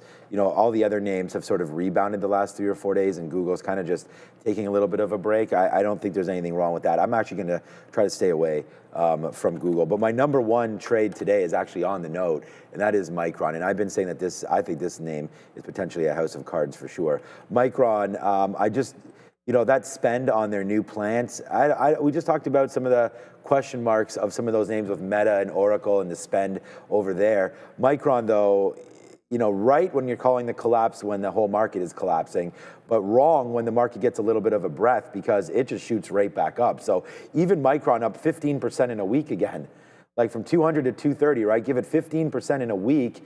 And then now today with another story that should send it higher, right? More plants, more demand. That's great for everything except for, is it maybe too much spend going in to this build out? I don't know, almost $10 billion. To me, it's just this 235. I I wanted to look at it. It was sort of where the 200 period was. And then if you go back to what we saw on Friday, these were dip buy spots, between 234 to 235 held. So I'm just going to like sort of turn the chart upside down and now think a little red on it and say, hey, if we get to, so I'm just right now sitting at 235 flat to see if that comes in. That might come in right off the jump. So we'll short that, and I don't want to be too invested in this name, especially if we take 236 and let alone 238 up here on the high side. So I really like Micron to short. I don't think this is a great story, and if the market wants to give credit for it, then I'm going to sit up there and try to short. So I think we could definitely be wrong if we take out Friday's highs. So 238, I think to give this name $3 worth of room is well worth it. So that's what we're going to be doing on Micron. But I don't really want to take any positions too early today, unless a short just happens to pop in. But Micron up here, 235 to 238, good short area, and we'll start the party around 235. Yeah, I'm thinking AMD, but I'm also bearish on a couple of these chip names. But AMD, 217 to 218 in here. Friday highs, go back and look at the beginning of the week as well, last week, and you had the same resistance at about 217. So I think if we get any pop into there, I'm looking short on that in AMD. Let's get the quick Amazon and Alphabet story if we can, and come back to what is a interestingly slow imbalance locator. Nothing over a million yet. Boys? No? Joby, Archer. Amazon and Google. Yeah, I was just reading more about that. Again, Morgan Stanley talking about the TPU aspect for Google and how it could increase their revenue going forward. So nothing really about today, but we have this tie-up anyways for Amazon and Google. Yeah, that's going to be huge. Custom ASICs, Brendo. We'll get to that on the midday show. We talked a little bit about it on Friday. But guys, this is good. It helps kind of create this high reliability connectivity. So even brief outages, can cause cascading effects. We saw what happened on October 20th when AWS was out of service. It caused about $500 to $650 million in losses. And websites like Snapchat and Reddit were both down. About 30 seconds or so here, guys, to a Monday open. Good luck. And pretty quiet in the locator. Like Pfizer is a small buy and balance. Joby's in there as a sell 360. Archer is a 300,000 sell. INQ is a 200,000 buy. There was a Boeing headline. Well, there was an Airbus headline where they're having some quality control issues over there. And Boeing was up on that, no longer anymore. But this is one. I want to see the opening range hold, but if it can hold out this 188 where it broke out on Friday, then that's one to watch out for. The opening bell this week brought to you by Origenics OGEN, listed on the NYSE. And we're going to ring it in 3, 2, and let's go. All right, 9:30 hits, and Nasdaq opens up down 0.8, yep. ES down point. What the hell? I just got into that Micron short, so here we go, man. Micron just shoots up, and we said we were going to watch out for Micron right off the open, and wow, we're wrong on that one as that shoots up. We were saying watch out for 238, so we'll see if we can get a little bit more maybe in here on Micron, and here it comes into 238 again. So bye-bye goes Micron, and we'll see if it breaks through that 238 and change area, and then we'll have to maybe punch out if that is the case there on Micron. But so far, so good here as we continue to watch out for this stock short right now early. Nice little bump up there for the market, but we'll hold on to Micron, give it a little bit of work. We're just short here at 235.50, but man, that came in real quick there for MU. Maybe they like that build out. Good sign of demand, as we had said. So we'll hold on to this and see what ends up happening Micron. Yeah, a bit of a shot up there in Intel as well, as I saw that one get to almost 40.5. So maybe we do see some, let's looking up at AMD, which is also coming to the upside. Maybe we do get a test of these prior highs. So the selling and profit taking on Intel is not materializing. It tends to be blowing out right now. What are we doing with AMD as that is continuing to go a little bit higher? I'm sitting in front of 217 for the fade on AMD. NVIDIA is actually going down, by the way. So AMD going up, you just saw Intel going up, NVIDIA breaking through the volume weighted average price. So that's starting to come back in here a little bit. So a bit of an inside day so far for the market. I don't want to miss an opportunity here. Gonna look at this prior day support as well, 215. If AMD is gonna turn around right here off this 15 level, I might want to give it a shot with NVIDIA losing VWAP as we speak. So yeah, some of the chip names rallying, notably Micron, Intel, and to an extent AMD, but you've got NVIDIA languishing a little bit off the open. All right, so Micron, we're back into flat now. We should have, I mean, if we're going to use 238 as our, we are going to give it a little bit of room through 238, but here it goes. I'm bidding 235 flat to see if we can take a little bit of an advantage of that, because I was not expecting anything to happen to this extent. We're in the money on Micron after all of that, but not a great start there for MU if you're short. So we'll have to wait to see. I mean, it's pulling back in, which is pretty, okay, here we go. I'm bidding 235.05. So there it is. Yes, let's go now. There it is. Let's go. We're now in the money now, $1. There's your first dollar club, and it's off of, the level that we had written down again. So there it is right there. Micron, 235 short, starting to work, but we don't have a whole bunch of shares on that. We didn't want to get in too much off the beginning, a couple trades there. We did also write down, of course, AMD short at 215. I mean, that came in perfectly, but we were trying to be as patient as we can with some of these AI plays early, not trying to get blown out with a wrong read. But there's AMD coming in into our sticky note level, and then IBIT, we were trying to grab that short as well. But that looks like that's just sort of hanging out right now at 86,000 and kind of muted here off the open there for IBIT and the Nasdaq. But here we go, man. It's now $1 change in the money as we've done it again here on Micron. So far, so good right now for MU. Let's see if this one has some more room to go downside. I'm bidding 234 to see if we can take that $1.70 early. No, there was a Synopsys story. I just heard, we'll get to that in a quick little second. Synopsys and NVIDIA taking a stake in them. We'll talk about them. Looks like the CEO also making some moves. But 215, you just mentioned 215 on AMD.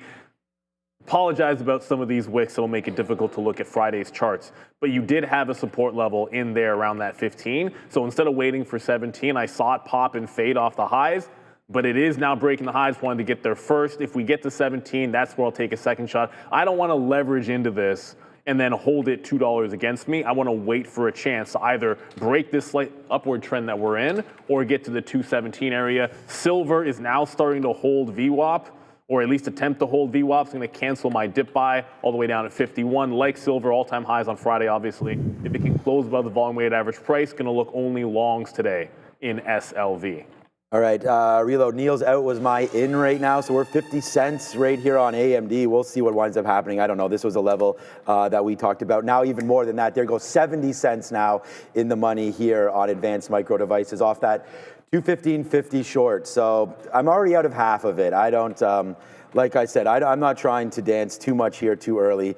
If these markets wind up holding, then fine. But there goes AMD back to the upside there as well. So yeah, it is starting to go. We are ripping higher, man. I mean, this was not necessarily as expected here in this space. So we'll take another out if we can on Micron. Oh, by the way, we did get a nice out on Micron. We did get that 234. So we're starting to get a little bit, there you go. I take another 235 flat there, and here it comes back into 234. So two early positions for me now. It's AMD, trying to get that to get a little lower, but the spread on this name can be quite extensive here, so you need it to actually move with the market. Because if this just starts to drift up, the next thing you know, man, it's going to be 216, 216.25, 216.50. See, like it was right there, just at 215.20s, and then it just, with a little bit of a move there, it goes like 50 cents right back against you. So be a little light if you are on that name. But so far, so good here as Micron continues lower. So these are the names that I'm looking at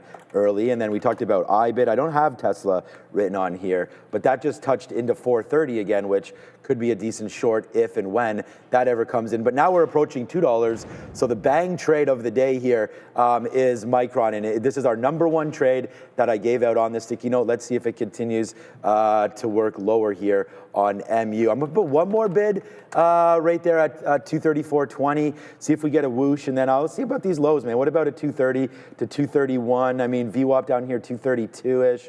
It could be an area where the 50-period moving average is. But yeah, pretty violent to start the day here with some of these names. Just upside. Look at AMD go again. So be very, very careful with this.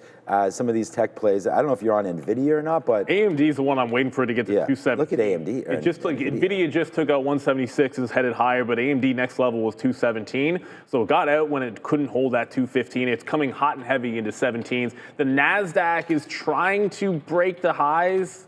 I say trying because it's not really doing a very good job of it just yet, but we are at resistance. So you pop into the overnight highs, that's a spot that I'm looking fade, and with AMD close to 217, I feel like that's going to be next. Let's go to Adara's got some news for us. Yeah, I just want to address that Synopsys story. So I was seeing this pre-market. It came out at 8 a.m. So NVIDIA and Synopsys announced right at 8 a.m., as you can see here, corresponding with this spike in the stock, that they're going to be entering a partnership with NVIDIA, investing $2 billion in Synopsys through common stock here for $14.79 per share. So right now it's actually trading well above the price that NVIDIA invested in it. So that's the deal there with NVIDIA and Synopsys. This was announced earlier this morning, right at 8 a.m. I do also want to mention some economic data coming down the pipeline at 9:45 a.m. We'll get S&P manufacturing PMI at 10 a.m. ISM PMI. I'll be there for you with both of those numbers starting in 8 minutes with S&P PMI. Back to you. Thank you, Adara. We do have, that's right, we got some numbers. It's not a heck of a lot, but here comes that 17. Ooh, maybe not. Maybe not. I was just sitting literally at 77s. And did not get that fill, and just popped in to try and get something at the $0.50, but that was a hefty pullback just now, right through that 16 level, so might have barely just missed it a little bit. Silver's starting to track in. Well, I don't want to ignore 40 on Intel either, so if AMD doesn't pop back up to give me something at the $0.50, Intel's looking like it's trying to close underneath VWAP. So this one actually fail broke. So the market broke out. Intel did fail break and putting in a lower high as we speak. So that 40 level looking good, 40.10 also as resistance. So if I don't get AMD at 216, I think I'm at the 60s, looking for this close underneath the 40s on Intel. They got that big story on Friday, and now down 1.5% on that Apple news. Well, follow through on the Apple news. The story on Friday had them up double digits at one point. Yeah, Farm Trader in the chat talking about another name that we don't cover too often here, Bloom. So there goes Bloom Energy. Again? Another move, man, another 5%, like from 105 up to 110. So still going to show red on the day, but nice move immediately there for BE. So yeah, good one on that one there, Farm Trader. You nailed that. I don't know, maybe it was a $100 bounce play that you were looking for or whatever, but yeah, breaking through the 50 period moving average. Bloom Energy, always stories revolving that name. Okay, so we've done real well again, man. We're pretty good here on AMD as there it goes right back into the downside. But again, like take profit when it's there. So we did take something in the 70s on AMD, and now we're going to get it into that's 30s was that dip. So let's put a bid maybe now at 40 and get a little bit out, and then we'll cancel our 215.20. It didn't get into there, and then if we're lucky enough to get something near 215 flat, then we can start to get some more out. But we'll wait. So now we're at 215.40 to see if we get something in there. We're going to go 2 for 2, but not too crazy. This is only $1 right now. We have multiple outs at 234, but let's see if we can get a little bit lower. I'm waiting for 232.25s actually down into here right now. Maybe I have to change that. Maybe we could put something at 233 flat or so, just in case this number does come out, half decently to the downside. In just a couple minutes, we do have PMI coming through. We're looking at 51.9. We have 51.9 expected for the S&P Producer Manufacturing Index for November. So prior 51.9, expected 51.9. So let's see if there's any action there. IBIT, honestly, guys, I think it's going upside right now. I was trying to wait a little more. Well, worth noting, IBIT is bouncing and looking pretty good, but BMNR is actually under VWAP and looking very weak. So 9% down. Actually, I think this hit 10%. This is SSR now, isn't it? Yeah. So BMNR actually went 10% to the downside and looking very weak. So if Bitcoin does eventually roll over, it's an if, not saying it's a when, but if we break this trend and break VWAP, BMNR is an obvious short in my books anyways. So AMD popped back into the high, didn't quite get 217, but back through 16s. If we lose VWAP, pre-market lows, definitely the way to go. And Intel, that's already at the low of the day. So Intel has a bit of a gap fill here if it loses 39.5. 38.5 is the support level I'm looking for. So shorts until at least there, as everything's starting to come back in. Let's go. Market hitting that low of the day, but it's pretty early so far. So don't want to get too ahead of ourselves. And NVIDIA, keep mixing these two up. Sheesh. NVIDIA actually catching a bit of a bid just there. So when the other chip names went down, NVIDIA went up. So it's kind of a juxtaposition there. As the others is early off the open, we had Micron going up and AMD going up early. You actually had NVIDIA going down. Now there's a bit of a reversal here. So NVIDIA about to go green as the market hits the low. Go figure. Yeah, this has been, again, a really good opportunity here to trade for you guys this morning. It's been just a great opportunity for Micron. As it just bounced off 233. I'm at 233.05. You know, it bounced off of like 233.01 or something like 05, literally that price. So hopefully that can come down. And I like your idea over there with AMD, because that one right now is getting to be a good trade. So nice move there for Advanced Micro Devices back in as we shorted that one, man. And we wrote down 215 to 216 on AMD. So if you have anything like that right now, you're printing, and there it is, man, a big trade alert. Now $3 now in the money on, and again, we all do this, man. We put up our posts, we put up our levels there, and there's Micron, the #1 trade idea to the short side there today. And oh boy, oh boy, oh boy, is it ever printing right now. So there goes Micron, just straight fire in the booth right now. It is now $4 in the money, and that is, I don't know what's for dinner there, but that is going to be your chicken winner dinner for me right there on the lows. We just got 232.20s right there. So again, like if you find it, it's a sticky note. I'll put it up in the chat. We've got some good ideas on there, including so far 2 for 2, right? We have the AMD trade, which is absolutely huge, and we also have our trade here in, like, AMD is now 75 cents and trying to go lower, and we actually have some decent shares, like not as obviously as many as we have more now because we got the reload, but coming in into VWAP could be a potential out here for Advanced Micro Devices. Now that is a chicken dinner winner as well. So we're now $6 in the money on these positions. So let's see what happens with Advanced Micro Devices. So far, so good here to start the month. Yeah, so far so good. The market not so much so as it just went red. NVIDIA, AMD just bounced off VWAP. I took my buck when it bounced off volume weighted average price at 215. 217 was my level. It barely missed it. You got to 16.7 or something like that. So if we pop off VWAP, I'll look to short at the same level. But I'm now into BMNR after Bitcoin. Look, the market's taken the low. What happened to Bitcoin? It broke the volume weighted average price. So the little bit of an uptrend that we were on starting to break down a little bit here in IBIT. We'll see if it can hold on to any kind of strength. If it does, great. But I'm kind of hoping that if that's what's dragging silver down, it can do it a little bit more so we can fill in this gap all the way to Friday's prior all-time highs. Obviously, right now it's a fresh high for silver, but up 1%. Looking for the rest of this gap to fill in. For the one place I was kind of looking long off the open, we just haven't quite seen it get into our level yet, but about 70 cents away. Check that, 40, 50 cents away here on silver from catching the bid. Adara? Yeah, we're just waiting here, guys. 17 seconds until we get the S&P manufacturing PMI print. Forecast 51.9. Previous print also 51.9. So we're expecting this print to be the same as this prior print here for S&P Global Manufacturing. ISM PMI is coming at 10. It's going to be the more closely watched print. 52.2. So this print coming in above estimates again. S&P Manufacturing PMI 52.2 versus 51.9 expected. Here is the Nasdaq. A little bit of a bounce here off the lows. We'll take a look at the S&P 500 quickly before we send you back to Sean and Neil. Looking almost identical here to the Nasdaq. Again, slightly higher than expected S&P Manufacturing PMI print as we await the ISM version of this number at 10. Back to you. All right, so I saw you were just in AMD. I was in AMD. I got out of AMD. AMD is going to be a decent name, but there goes the number back up to the upside there. So ISM scoots this thing back up to the upside there, 52.2 versus 51.9. So we'll lose there on AMD, but the good part about it is, man, we'll lose about a quarter of what we made here on Micron. So far, so good on that trade. But yeah, that really shot up their AMD and the rest of them on that little number. So yeah, impressive to say the least move there for AMD. Like we were just getting out 214s, 215s, and bang, right there back up to the upside as it's really kicking forward now. And we've got some more outs on Micron as that move was happening. I'm going to still stay into this one short.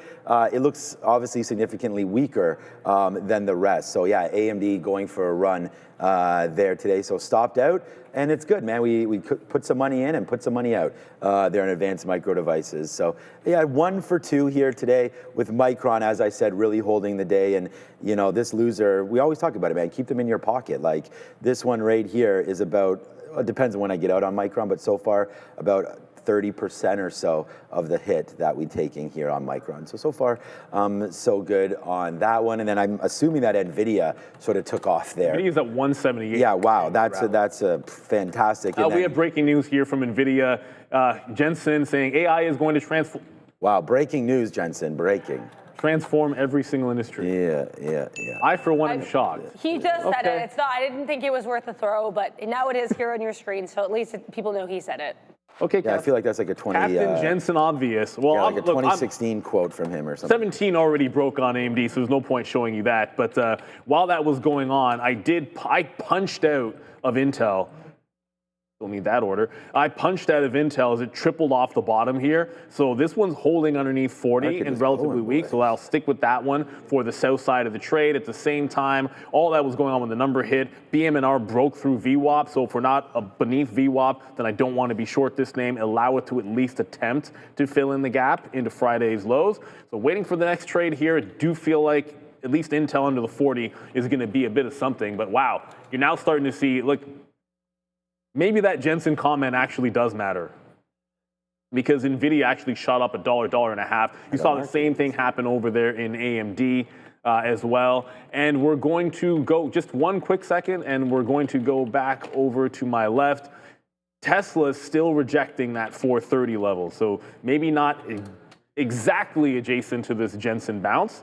Let's see if this can hold under VWAP. 430 was the only level I was looking at there on Tesla outside of a potential 33 break, but that doesn't seem very likely. So Jensen Huang saying the obvious and spiking the market a bit. Yeah, we wanted to make sure that everybody, it's not up yet, but there it is, Beta Pro. So make sure you do sign or scan that QR code there to figure out what Beta Pro is all about by Global X. They are offering 3 times daily levered ETFs for those sophisticated traders that are looking for a little bit more.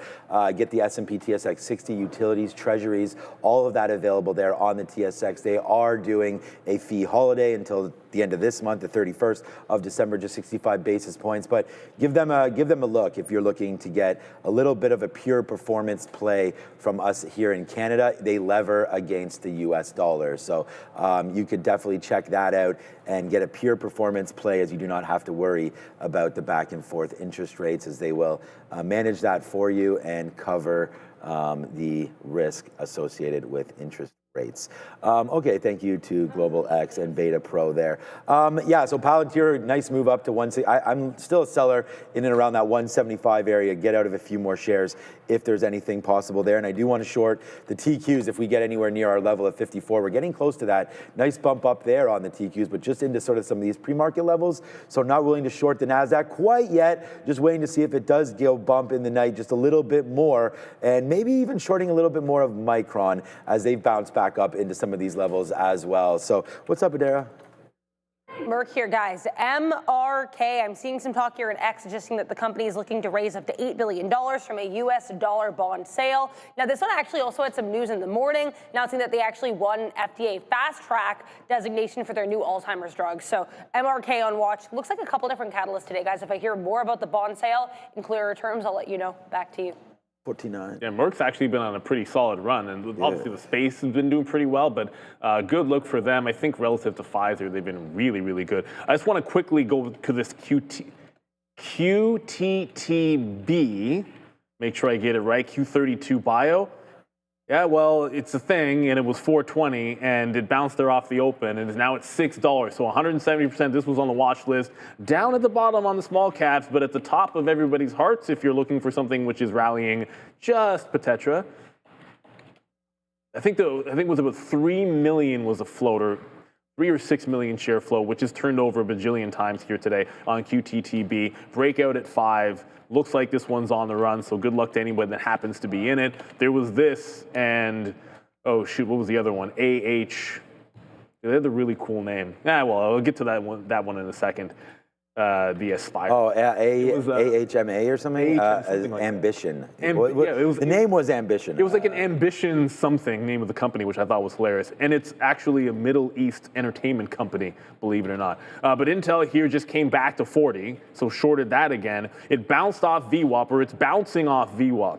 So it's been holding underneath that 40 level. If we take out this lower high, I'm jumping out of this one and starting to think, where do we even look for the next trade? Because it might not be the short. And shout out to everyone in the chat that is also mentioning this name, which got lost because we talked all about the consumer, and obviously this is Cyber Monday and Black Friday sales. Walmart at the high of the day. Not doing anything too crazy, but this high also happens to be, you guessed it, another all-time high for Walmart here at the open. All right, yeah, Walmart is an absolute beast. We talked about that breaking through that that 110 area and just not really even thinking about going backwards. So yeah, nice backfill maybe on Walmart, but it doesn't look like it's happening anytime soon. I like Target in this space. We've talked about TGT, and will Lululemon be the one that winds up holding or not? So we can check out Lululemon. That monthly chart. 180, yeah. Yeah, we're good, man. We're actually finally starting to be up in the money now on our Lulu trade. But yeah, looking at monthly charts and all that, good look there for Lulu. We talked about some of those with Michael Noss, but it's 9:52 right now. And just to have a quick little look, I didn't look at SoFi yet. We can have a quick look to see what SoFi is doing. Oh, 30, actually going higher now. SoFi, wow, good look there. This was the only long that I had written down. Should have maybe been considering that one a little bit more. But okay, here we go. Just some more talk about what's been going on here right now.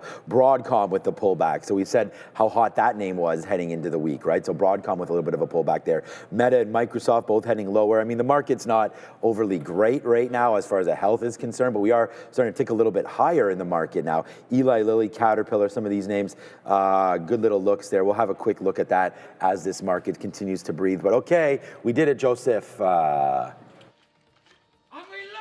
All right, we are reloaded right now in Micron. So that just went down into 234 and change. Let's put another bid down there, 234. It just kind of bounced off 20s. Let's put a bid at 50s, see if we get that. I mean, we just put some more on at 235.50. So I think it would be a good benefit to us to get something out for $1 right there as it just bounced off VWAP. So look, we could be wrong. You know, you don't want to necessarily give up everything that we've made, but I'll take another short around 235.50. That seems to have been the top, so we put it on a couple times right there. Hopefully we can get something out on the way down this time and not get too super greedy like we did there before. So we're going to wait to see what happens with Micron, looking for 234 and change. For me, a decent short opportunity here today for MU. So yeah, let's go back over to Adair and see what she's up to. About 6 minutes here until the ISM manufacturing PMI, so keep that in mind. I have some more comments on watch here from NVIDIA CEO Jensen Huang. Looks like he was just speaking on CNBC with the CEO of Synopsys. Of course, NVIDIA did just announce a $2 billion investment in Synopsys. So Jensen Huang basically saying at this point that China is a bonus opportunity for NVIDIA in the future. Long story short, they're not too worried about their China sales right now. I also have some words here from the US government, or sorry, the UK government with regards to their deal in US pharmaceuticals. So keep an eye on some of these pharmaceutical stocks. UK government saying that they're going to be investing around 25% more in innovative, safe, and effective treatments. So much like the US, they're going to be investing in pharma on their own. So keep an eye on some of these pharma names, guys, as we send you back to Sean and Neil. Thank you very much, Adara. Rivian Millionaire saying MSTR is holding NQ down. Not really. I'm sure it's not helping, but I don't think they care what happens in strategy. But what is not holding things down or is not getting held down is silver. We did not end up filling that gap, not even close. Was trending down, now breaking through VWAP. So said either we fill the gap into the prior high on silver, or we just join this overwhelmingly strong trend on the daily chart off the volume weighted average price. So now bidding VWAP here on SLV, as you guys can see on the daily. Breakout on Friday, crazy breakout on Friday, an all-day rally. Gold as well, looking incredibly strong as well. So I'm going to also jump back over to, just to show you what's going on here, because Intel back underneath VWAP, but it's just no follow through yet. So you're at that 40 level, able to get down underneath volume weighted average price. But this never cracks 39.5. That gap fill we're looking at there, not likely to come into fruition. And BMNR comes back into VWAP. I'm shorted into the prior high again. So we shorted VWAP the first time. It broke the prior candle high. We'll give it the prior candle high again. Still looking a little bit bearish on this bad boy. But if we end up taking out these pre-market tops, obviously you've gotten way too strong. And Bitcoin's not doing much of anything. We're essentially just holding 86K right now, kind of going back and forth, 86 low, 86.4 or so. So silver about to break out the top, the Nasdaq green and headed even higher. As it's AMD is actually the strongest one. 220 it's about to take 220, oh my god. 220. Yeah, glad we got out of that one. AMD. AMD. 220. Yeah, that is. Oh, we just got a new position right now. Crazy. That is nuts. All right, so we're into the TQs now. We just shorted 90s, man. You know, trying to give this one just a little bit of room, as we had said a couple times before, into 54 bucks. I mean, it was the level that we wrote down. We wanted to give it a little bit of breath. There it is. We'll take some out at 81s there on this short. And again, we're using a little bit more shares, you know, not than normal, but, you know, than on any of our other positions, because it actually came in. There it is. We get another out there at 70. What did I get there? 76. So 81s and 76s right now for TQs. We're going to watch out for 54 level or so. There's the move up, you know, right into sort of where we had talked about before. Oops. That's right. TQ split last week. Right into the 200 period on a 5-minute chart. But more importantly was some of this area of support there from a shortened day back on the Friday. I almost said Thursday again, which Thursday, of course, was off when Green Bay Packers once again took care of business. But they're in the hardest division. It's so crazy, man. Chicago, Detroit, and Green Bay all only with 3 losses. I think even Chicago might even have less than that. Chicago's. No, they're 8-3. Yeah, they're all 8-3-1 Green Bay. I think 8-3 or 8-4, maybe the Lions.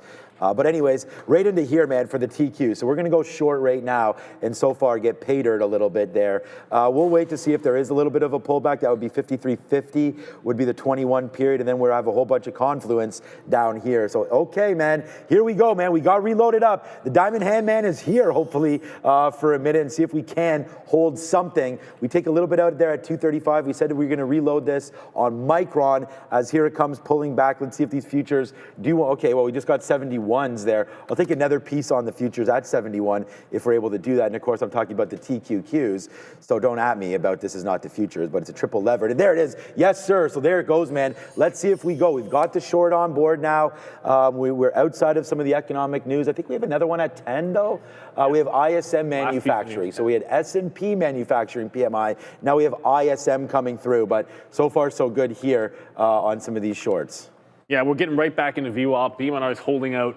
What's interesting about this is it's essentially just following Bitcoin right now. Right. So here you go. Like Bitcoin, look at the range. Fail break of the high, and then the lower high gets put in. So just looking at this chart and waiting for us to get to that top, that's when I was able to reload the short. So just looking at BTC, I understand, obviously, BMNR is an ETH product or treasury, but at the end of the day, this is the futures for crypto. So I want to watch Bitcoin in particular. Like if it goes down, I know ETH is going to go more, and I know BMR is going to go a little bit more. So that's where I'm watching. As we look to pull back, we just got VWAP here, and we're going to get the numbers in just a few seconds here, that ISM. And let's go to Adara for happening now and some economic data. Yeah, get it. Let's take a look here at these ISM manufacturing PMI. Forecast 49, previous print here 48.7. So we're expecting a slight uptick here as we saw the S&P manufacturing PMI came higher than expected and did boost the market a bit. So we are expecting another print that's going to be higher here than the prior 48.2. So we actually got a lower than expected print here for ISM manufacturing PMI, 48.2 versus 49 forecast, previous print of 48.7. So unlike the prior print, which was higher than expected, we got a lower than expected ISM manufacturing print here. Nasdaq, a little bit of a double top here on the shorter term. We do have to talk a little bit about what this market's been doing. We know Bitcoin, at least initially here, very weak. So a lot of Bitcoin in these crypto-related stocks like BMR, MSTR, MARA, certainly going to be on watch. But other than that, the focus has really been on big tech. And one of those names, of course, is going to be NVDA. Lots of analyst action on watch. Morgan Stanley liking this name, and Broadcom also getting some analyst love. But Seaport Research actually maintained a sell rating and $140 price target at NVIDIA. Meanwhile, NVIDIA on the news here, and Jensen Huang actually doing some interviews as NVIDIA and Synopsys announced a partnership with NVIDIA set to invest $2 billion in SNPS. We also have to talk here about TSLA making a nice push higher despite some rocky sales data in Europe. That being said, the company is still doing incredibly well in Norway. So TSLA on watch and NVIDIA amongst a lot of other names in this tech space and in crypto. Before we send you back to Sean and Neil, we're going to take a moment to thank our friends at Origenics. Each year, 3.8 million concussions are reported in the U.S. There's still no FDA-approved treatment. NYSE-listed Origenics is changing that with its first-in-class intranasal drug designed for rapid brain access. With the concussion treatment market projected to reach $8.9 billion by 2027, Origenics, OGEN, is uniquely positioned to lead the way. learn more. Schedule a meeting today. Make sure to like, make sure to subscribe as we send you back to Sean and Neil.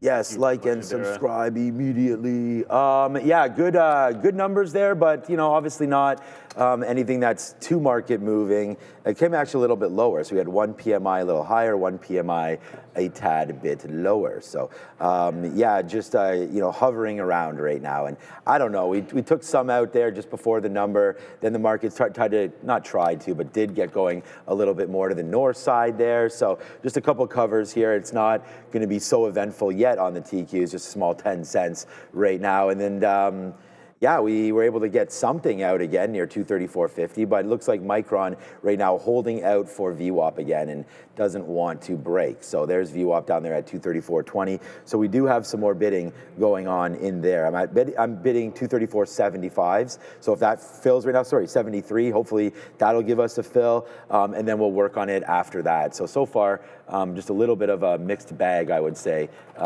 here in the chip space. Now. Yeah, and then that was the other thing that we mentioned about Broadcom, right? Like Broadcom, I noticed was down 3 or 4% when we did that. It's getting sort of scan there. It's 3.5% down. It's at the lows when the market's at the highs. The first thing I checked over was like, okay, well, is Google weak because they've been moving with Alphabet the last little bit, but Alphabet actually bounced off some of their lows. So Broadcom looking like it's in a little bit of trouble. I wanted to get that halt. It's AHMA. For you guys, Ambitions Enterprise Management Company halted to the upside at 11.89. 12.65 is the current tap, so it's looking like it's going to open close to the high of the day. So this one, another one of the small cappers running. I believe this is the one that actually had the 3 million float. That BT, the other one being with a B, was a little bit bigger. But for now, this market is trying to pull back. Still looking to, I'm just going to move my bid to the quarter here on BMNR. Like it's holding range and Bitcoin's at the bottom of it. So I feel like if we get the bottom of that range, I should get filled at the bottom of the range and then work to the low of the day. Maybe add, if I see this trend hold where you're getting lower highs, start adding to the short on those lower highs. So Bitcoin about to break the low. Not the overnight low, like the low from the open range here at 48.7. It's underneath 86,000 and looking like we're starting to come back in to said downside. So, yeah, just looking for a couple more pennies and we get that fill. Tesla has been relatively strong, but does not hold that break of 430. So let me zoom in. Sorry about that. There's a lot of these weird candles on the Friday if I try to show you Friday's price action that I have to try to get rid of. But 430 just rejected again. So running into some trouble there is Tesla on a big upward trend. Still BMNR and Intel for me. Throwing away AMD. That one's going oppo to what was expected, so I'm not going to be trading that one. And thank you for the super chat. Josu in the super chat with just NVIDIA. That works. That works. We all own it. We all love it. And it's at the highs. NVIDIA at the highs, Broadcom at the lows. Go figure. Yeah, we're, meanwhile, thank you. Yeah, thank you so much for the chat of supers there. Yeah, but there goes the TQs starting to break lower. So I think we might have this market now. Hopefully we got it right where we need it. We are now at the highest spot we've been at all day, just trying to hold on to the better trades and, seeing if this wants to work out for us. So nice move down there. And Micron is the name that we just, haven't been able to really find our way out of. I mean, we've had, look, it's my number one P&L stock, but it's not making the moves that I had hoped for lower, especially on that move. So we'll be very, very careful with it. And then we have Palantir as well, 167, 168, making some moves there for PLTR. So that's going to be something to talk about here. If we can break through that high. And then some names that are going to struggle with crypto, right? We sort of been looking at crypto and it's starting to fall back in right now. Look at Robinhood. I mean, I hope that we've done a good enough job sort of building the bull case and bear case for Robinhood. And when crypto doesn't go, neither does this name. So with Bitcoin both and Robinhood both down that 4 to 5% there and going a little lower. So I really enjoy watching this name bounce with crypto because at least we got sort of a leading indicator situation here for Robinhood. But if we think that crypto is getting down below this $80,000 mark, which hopefully it doesn't, but if it does, then I do think that obviously Robinhood does break. And then maybe we see that 9 handle that we've been calling and a buy down there near 89,000 could be in play there for that. We have Open Door as well. An interesting name there, looking at $7. I still like that level there on open door in and around 7. And we do have something that you might be able to see sometimes in there behind us, but we have this stock visualizer. You got to get into the chat. And I wanted to see, you got to become a subscriber. So that's the first thing. If you are a subscriber, then you'll be able to vote in this chat, and you can put what you want on here. We've talked a little bit about QTTB there as well. NVDA, there's that AHMA stock as well that Neil's talked about a couple times. Alibaba, I mean, yeah, let's go Alibaba, a name that we bought last week. At whoopsies, there it is. Alibaba at 160, nicely cooking today as some of those Chinese ADRs getting off the mat just a little bit. MSTR, wow, that name just getting pumped today, down 6.5%. Yuck. Walmart breaking through, another positive retail story. And we talked about Black Friday. Well, you weren't here on Friday, but with Obi, and I was like, just stick with Walmart. You don't need to worry about anything else. It's breaking higher. A true play, obviously, on retail, and then you get AI. Yeah, and you get a nice little bump there with some of the deals with OpenAI and whatnot. Rivian catching a very nice day today, up to 17 and change again. So wow for Rivian, up 3.5% there. SLV Micron coming in again. So SMX would be a name that we could talk about that we maybe haven't in a bit, but get in the chat right now, push $ and whatever symbol you want, and we can have a quick look, like the Rigettis of the world and some of these quantum names. Yeah, I was going to say, like, they're just getting hit. It seems like whenever the Nasdaq is a little red, so down another 4% there on this name. That, of course, no profits, no nothing going on for Rigetti, no revenues, but a play in the quantum space.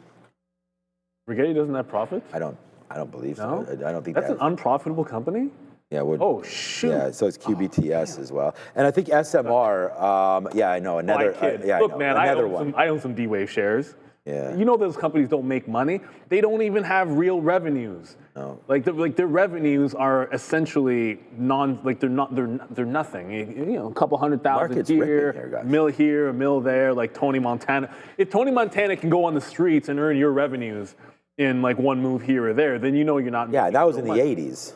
That exactly. I mean, if Tony Montana was around right now, I mean, he'd make Michael Saylor. That was also kind of cap, because when he's like, I'll make a mill here, a mill there on the streets, what you talking about in the 80s, that was cap. He wasn't pulling that kind of stuff. But I mean, you're making these investments, obviously, in these names because you believe in what's to come. Exactly. You think you're going to hit the pot of gold. Yeah. That being said, which you might. Speaking specifically, you reloaded the futures, the Rigettis and those names. Like you can have quantum exposure without being like woodshedded. Like you can just go into Google, IBM, or like always forget what. Microsoft is another one that you can have. Microsoft, there you go. Oh, 237. So anyways, if we go back over to trading, silver, first pullback here in silver for the first time. And so far, the shorts are still working out. Bitcoin's going to close under VWAP, so BM&R might give me the reload. It hasn't yet. But here comes silver dipping into the volume-weighted average price. Since it broke, this is the first available dip buy in SLV. It's some all-time highs, everybody. So this is looking pretty strong, at least in terms of trend. Just looking for that curl off VWAP here to get involved. And if you look on Friday, now I wasn't here, but it did pull back at about 10 o'clock. Into VWAP at 1020. You can't make this up. Like maybe it's doing exactly the same thing that it did on Friday. A little bit of a rally, pull back into VWAP at this time of day. So just being a little bit patient for silver to get the entry point. Again, all-time highs here. I'm assuming GLD is going to give you a similar look as well. And what I am in still, I mean, Intel's doing Intel things at 1% area, but BM&R. Like after first looking for that big secondary flush breakdown, it's just settled into a range-bound trade. So I've gone to, let's trade it in the range instead of expecting the big move. That means short it with a tighter stop and then scalp inside the area. If it breaks down, then we can hold the rest for a bigger solid play to the downside as Bitcoin starting to roll over. I mean, ETH as well. I'll show you guys ETHA. I tend to look at Bitcoin or IBIT to see as the futures, but ETHA, same thing. Holding the lows and kind of a range-bound trade. So while it's doing that, you scalp inside of the range. If it breaks out, it's kind of an easy punch-out of any shorts. Market's still trying to go, and I see Rookie Trader mentioning something that we don't look at very often. Post-split, thought we'd be more active with Netflix. But this is a stock I don't have this one on my like normal radar of, hey, let's go through our watch list of names that I want to trade every single day, or at least look at the levels. Netflix isn't usually one of them, and it's breaking out along with the market. A little bit better than the market right now, but a good day here for Netflix. I don't think I watched anything on Netflix this weekend. Actually, that's not true. Lie. When we put up our Christmas tree, they have like a fireplace. Oh, yeah, we did that too. So we put up the fireplace thing while we put up our Christmas tree. So there you go. I watched Netflix this weekend. Yeah, we got our Christmas tree is pretty nice there. We got the original, the OG from the outdoors. We're going there murdering trees left and right. Okay, here we go.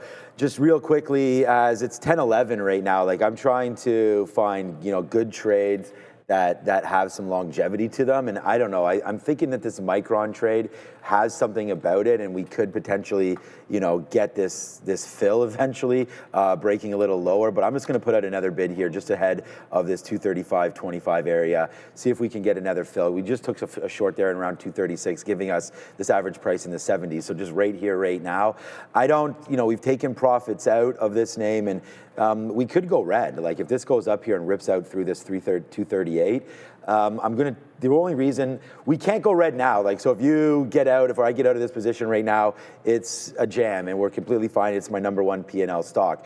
But I am willing to reload a little bit of this up near 237.75, like sort of these highs, to see what we do against that peak high. So if Micron gets going, I do have a plan to get a little bit more shares short for Micron. So hopefully that doesn't necessarily come to fruition too much there, because I would prefer it going south side. But as this market really takes off to the upside, it's a little bit of a completely different story here today for the broader markets, because they're looking like they want to go up, man. We were down 1.2% or so when we opened the show, and now up down only 0.4. So remember, we are live at 8 a.m. every single day. All right, want to talk some super chats? Let's go then. What do we got, Andre? Did Open split? Open didn't split. Explain the Open split, how the contractors, the contracts work and what they, okay, well, when are... You're talking about the warrants? When are they opening? No, you're talking about all these things. So they'll just all get repriced. Is there a plan to Adara open door split? So Adara hasn't heard anything on that front yet, but doesn't mean it's not true. But yeah, everything, you don't have to worry about any of that stuff. Everything will be repriced. The TQQs split in half there. They just got repriced. Everything is pretty simple and straightforward as far as all that is concerned, Adara? I'm not seeing anything split related. So it does not look like it could be down the line. I'm not saying it's not, but it's not planned or vocalized yet. Okay, so maybe you're just thinking if that's something like that does happen, or if you're talking about the warrants, they're all going to be completely different beasts altogether, right? And so great super chat, but just everything, the market is dynamic. It will slowly adjust to everything. So I don't know a better way of putting that other than that. And it's just stay tuned for those announcements, and then just keep checking your account.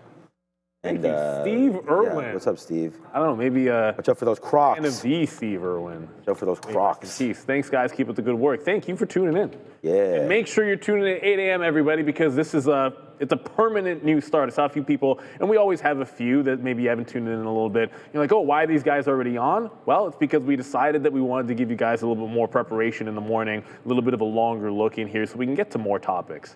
And one of them was... well, we talked about it early, and then people said, you didn't talk about silver and gold. We did, but it was really early in the show, I believe. I think that was one of the things that got missed. But we're back into the volume-weighted average price in silver. I'm going to give it to 52. I don't like VWAP's a line in a chart, but it's not an area to stop out. So I want to give it a little bit of room, but it's trying to bounce off VWAP, and it's not doing a very good job. So the shorts had been better. Like for myself, like BMR and Intel, the only two things have been good. AMD was a blowout, but silver, I want to give multiple shots at the long. Either it's holding VWAP here, or we're waiting for that actual gap fill. So there's a lot of room for this one to be able to work, or obviously not work. Oh, that's right. 8 is Eastern time, by the way. Right. Someone just put in there. Because I saw a few people that didn't get that right. Yeah, it's Eastern time, obviously. We're all about the markets here. It's the U.S. market, and when the U.S. market opens up, that's what we care about. So if we're only ever not here if the U.S. market is going to be closed. But silver, just like AMD, could not hold. I said I'd give it to 52 and not VWAP. We took our shot. That VWAP bounce doesn't look like it wants to hold. I will wait for a potential mean reversion. Like I can slap a trend line on it, but there isn't much to work with in terms of this trend line. Like VWAP, great.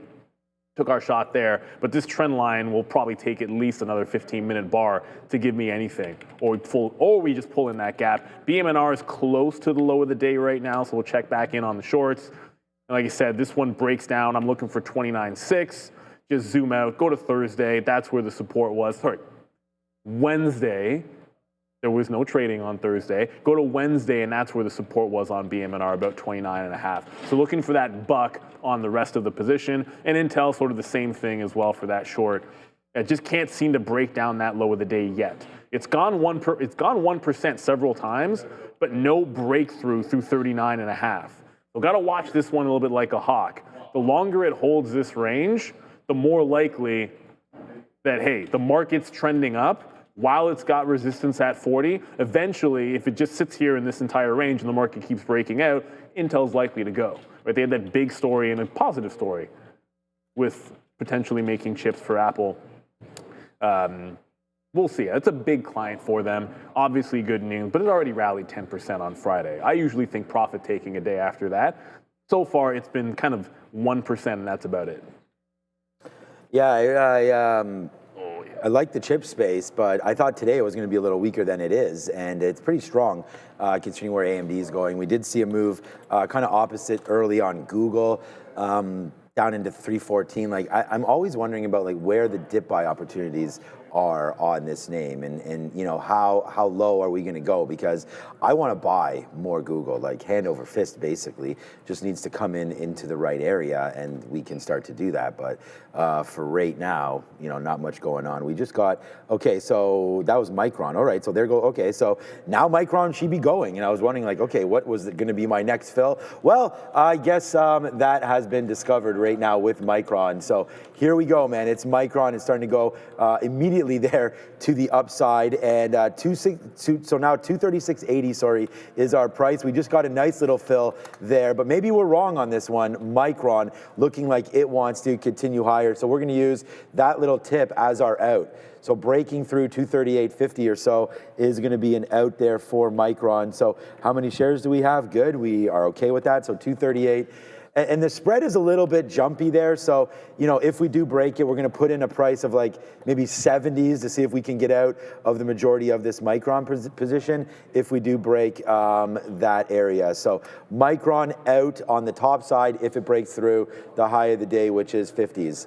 Well, it's really 30s, but we'll give it a little bit of room there as the spread right here. Right now, it's not bad, the spread, you know, 20 cents, but if it breaks, you're going to have to be very, very cautious of that move there. All right, so the next play here would be this, and that is the TQs. So during that little bit of a move down there, we're able to get some more out into the 70s. But again, the market looks to be resilient today, holding out some of these highs. And I mean, the ES faded back just a little bit. The Nasdaq is now 20 handles away from taking out some of those highs. But coming back in just a little bit there, Micron, let's have a little bit of faith and see if some of these names can work out for us. But for right now, it is a waiting game.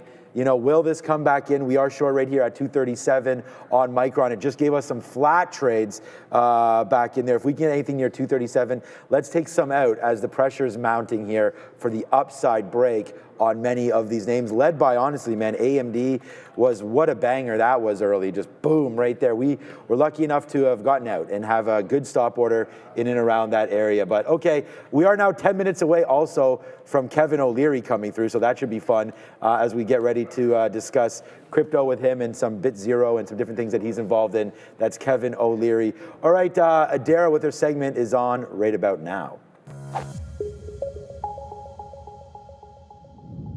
Let's talk here. Q32 buyout to start. This one definitely one of the hottest small caps this morning. It was actually on our watch list today as well. QTTB is the ticker. This company selling their phase 2 complement inhibitor to Akebia Therapeutics for a $12 million upfront payment. Good luck here for QTTB. Let's talk here about AHMA. This is Ambitions Enterprise. Could not find any news here for AHMA. Nice push to the upside for this one, about a 2 million share float, just under. So small float for AHMA. Even smaller float, though, for FTEL. FTEL has a float of 330,000 shares. So 330,000 share float for FTEL, 6.5% of that's going to be sold short, roughly $3 million market cap. FTEL actually has news today as well, announcing a $3 million share repurchase program. So FTEL, AHMA, and QTTB, the small cap tickers to watch, to send you back to Sean and Neil. Move down Micron, not really, but there goes TQs. So nice move back in now as we get the low of the last half hour here as we continue to hold short the market. So let's see what winds up happening now as we sit here short, like I just said, this lovely market of ours, and more importantly with the Qs, and then as we wait to see what Micron has in store for us as we're short right here at 237. And everybody found something a little crazy here.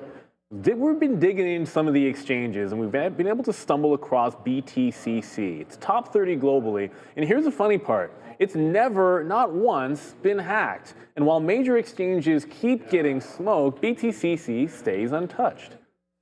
Zero KYC if you're in the US, Canada, and Europe, and on top of this, through Trader TV, you can get a 100 USDT coupons for registering and a 15% bonus that covers losses up to 15K.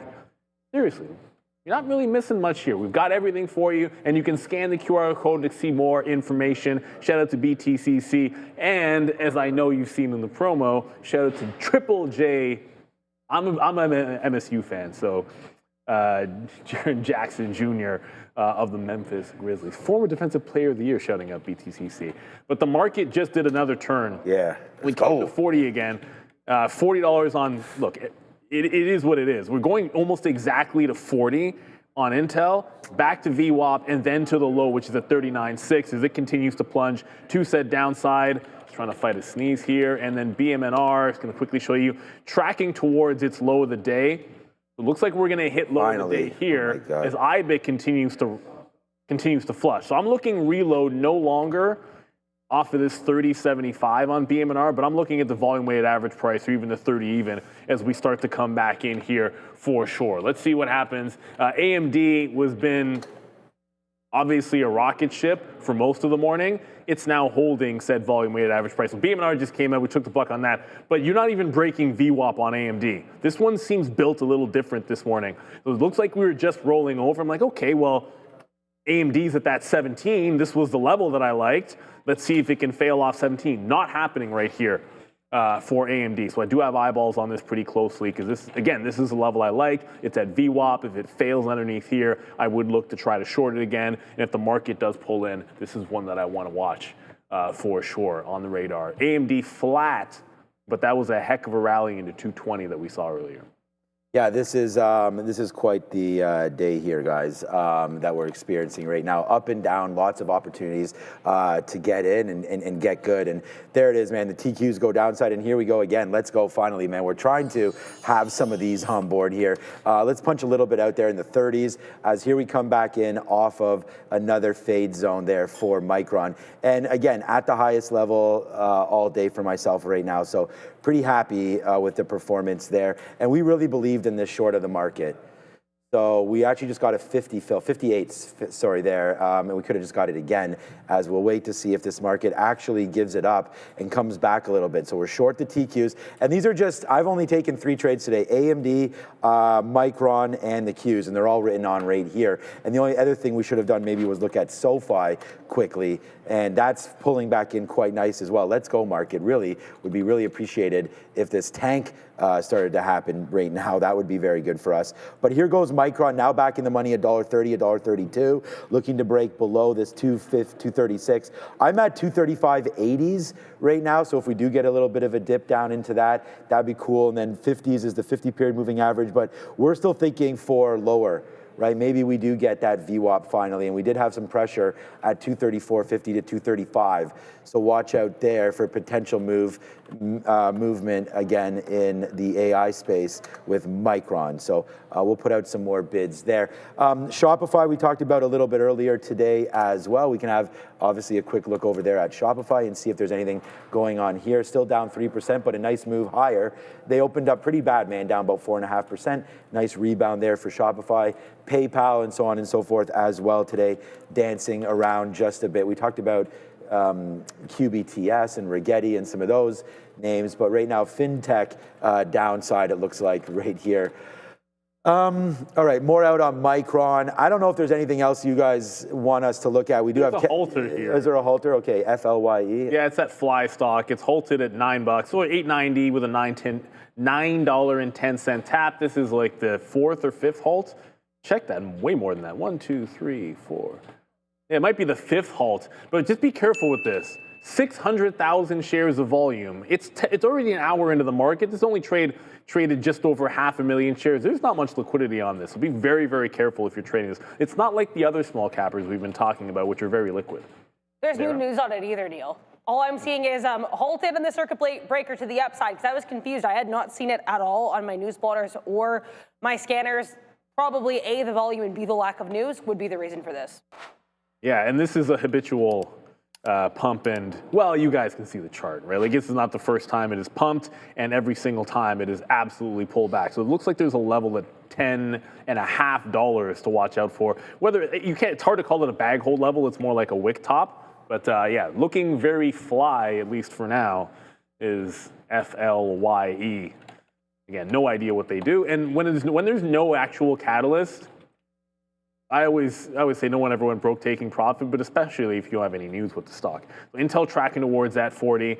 The market's bouncing off VWAP. I think if this 40 gets taken out here, you've been making some higher lows, so I'm not reloading it this particular time. I'd like to see it now closing underneath the volume weighted average price. That would look much better. And it looks like Broadcom is finally catching a bit of a bid. Maybe that's going to give something. It's weird. Like, Broadcom was weak and AMD was strong. I'm like, oh, well, maybe AMD will get weak when Broadcom catches a bid. But AMD does not hold underneath VWAP. It's headed right back higher. So not shorting this, as it now resuming that upward trend here is AMD. So stayed away from it this time, because I was looking for the fade under VWAP here for advanced micro devices. Super strong today. Green on the session into a red market, and probably because NVIDIA is up 1%. Thank you, Jensen, for saying that AI is going to change the world. Shocking. I didn't know that was going to happen. Yeah, that's a big shocker for me as well there. But yeah, look, we've decided right now that Micron's not going to be that super short, maybe, that we thought. The market does pull back there, and Micron kind of goes a little higher. So we'll just basically take back what we put on there, because risk to reward, I think it's fine right here. 238.50 breakout zone out on Micron if this fails. So we're going to be very, very careful with that one. The reason why I say, like, it's struggling, because look at the market, right? Just gave us these lows, but Micron not. Maybe Oracle's doing a little bit better right now, up to 201 again. As we had some talk about some of the data build out, right? The data centers and the sort of cost that was associated with those, and how Oracle's been sort of leading that pack there, making deals with OpenAI and you know, putting in their numbers. I think it was the 500 billion or so moving forward there with Oracle and OpenAI. And if that somehow falls out, then that little guide that they had made, which was a monster guide, that's like really rocketed this thing, man. To stratospheres that were unheard of for such a major market cap name. That just went up 30 or 40% right there 2 days after their earnings call. And then it just came right back in as people said, hey, what if there is a little bit of froth in some of this? And we also did have build out and sort of spend worries with Meta come back into the downside as well, down now 1.3%. Plus, not only that, there is competition, right? There's competition in China. And, you know, we saw that, yes. Nice move down there from Micron finally. Okay, so Micron's now back in, nicely cooking now. We just got a piece out at O's there on Micron. Actually, no, not O's, 237.10s right there. I'm going to put another bid to see if that does flush. That just changed my net nicely right there on the downside. SNPS, this synopsis deal, there's some talk about it here. Sorry, SNP. You said it right. I did, yeah. It's because I did Blue Ocean there. Right there, synopsis for the Nasdaq. Just hearing it in our ear that they're just going over some stuff here. I don't know who's talking about it, but maybe Adara has some sort of news there. But synopsis with a kicker on NVIDIA today. So nice move there for SNPS if you are a shareholder. What's up, Adara? Here's what's being said here. The CEO of Synopsys talking right now, saying that NVIDIA's $2 billion investment in the company does not contain any commitments for Synopsys to purchase NVIDIA chips. So that's just being mentioned here by Synopsys CEO, nothing massive. Back to you. No, just kidding. Like, what's the point of the deal if you're not contributing to the circle jerk? BMNR is continuing to break lower. So I'm going to try to jump back. If you're not going to get a bounce into VWAP, then this is the first green candle since $30. So we'll look to fade this as we get back to whether it's the prior, like the morning lows, That'd be a level of 29.5 or the 29.35 that we're sitting at. And I said I wasn't going to reload on Intel. Another higher low just got put in. So now I'm kind of tracking this on INTC. So if we break the trend line, that's the opportunity to get more short. If it breaks 40, I can just jump out and wait for another opportunity, or we start to break this trend line down and I'll short it underneath as well. Bitcoin underneath 85K and losing a bit of steam. Silver broke trend, so we waited for it to break trend, and now we're long off the trend line and waiting for that prior bar. But I want this playing back into the high of the day. So Intel I'm watching very, very closely. BMNR, again, the only reason I'm trading BMNR is because, well, I mean, it falls further than everything else in crypto. It's down 12%, right? Like IBIT, I know it's a 24-hour market, but 6.7% there. ETH, obviously not more than that as well. 9%, so BMNR just sort of outpacing things. Here we go. As is crypto, which is bleeding and continuing to fall on this. Hey, it's Black Monday, but it is. It's looking the Cyber Monday. Yeah, let's not call this Black Monday over here. It's looking well, it's a Black Monday for crypto. Yes. Yes. Yeah. Down 5%. And again, it's a 24-hour market, but you're 9% down from where we were on Friday. 9. Yeah, not great movement. We will have Kevin O'Leary coming through to talk about one of his new ventures as well in the crypto space. So that should be a lot of fun coming through there for Kevin. And always an interesting talk. And I see he's getting ready there in the green room. So we're excited to have him momentarily. Kevin O'Leary, of course, a good friend of the show. And, we'll talk to him about everything. I hope, but more importantly, Bitzero. So that's coming out very, very soon. All right, so there goes Micron. Let's go, man. We are bearish right now on MU. And we just caught another dollar on that name.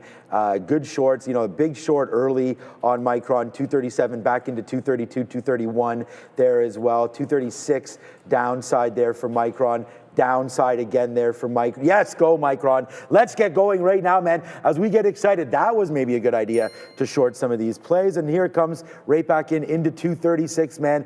It is Micron right now, $1.50 in the money, but bouncing maybe. Let me just take and this is what we do differently than everybody else, right? I mean, if we see an opportunity to potentially scalp out a little bit right here, I'm going to do that. So there's 236. We're going to get another, there it is. We just got 15s again. So let's go and see if there is a flush on. We're at the highest spot we've been at all day, man. If Kevin's watching, we've got some cash flow in the account right now. As here it comes back in, Neil. Oh boy, this is a big money trade now. As there goes the TQs, man, cracking lower. We got these futures. This is the Nasdaq. It's a short. This is my biggest day of the month.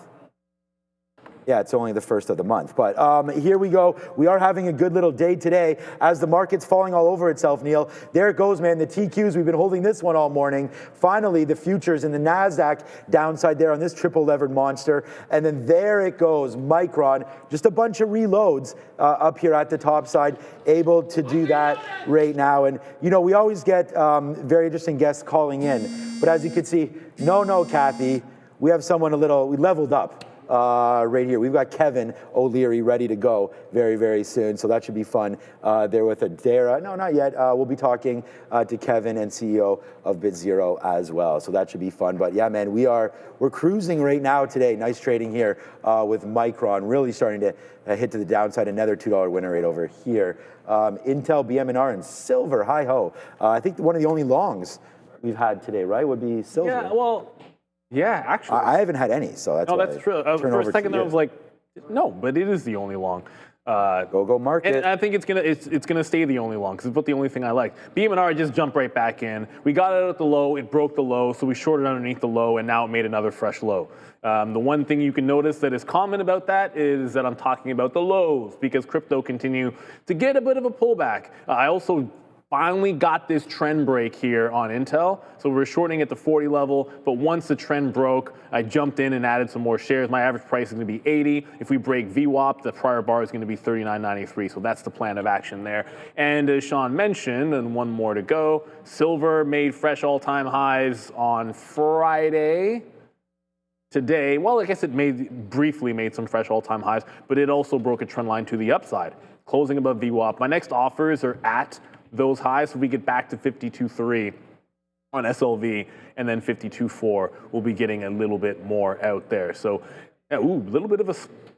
I'm going to show you I'm going to show you my Bitcoin chart because a little bit of a bounce there back through 29, but look at this bottom and tail that could be forming here on IBIT. That's the biggest volume spike since the open, and we just rushed back through 48, and we're cracking back in on 85K. So if we come into 85 here, this might be a good place to jump out of BMNR because you don't want to get too trapped at the low of the day. Trend has been down, but it looks like Bitcoin is trying to turn around. So I'm going to tighten the stop to just above the break even. Don't want to get trapped at these lows. It's one thing playing the trend, but you never want to get trapped shorting at the low of the day. If it gets to VWAP, long way away before we get there. And shout out to everyone in the chat throwing your names in there. Just want to remind, if you are in the chat, first of all, you have to be a sub to be in the chat. So hit the like and hit the subscribe.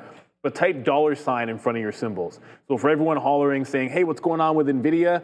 Jensen says AI is going to change the world and cheerleads this all the way to 1% up day. Make sure you type in $NVDA. That way it shows up on our stock visualizer for us to see. And it's not like we're going to miss NVIDIA, but maybe there's a small capper that's moving we're not seeing. Maybe Robinhood is good, and we're not paying attention to that. Yeah, that's. Right, but let us know and make sure you type that $sign. So didn't reload on BMNR, probably a good decision, as I think that was a pretty big bottom that just happened on Bitcoin. If it gets me back to VWAP at 30, certainly I'm willing to reload it.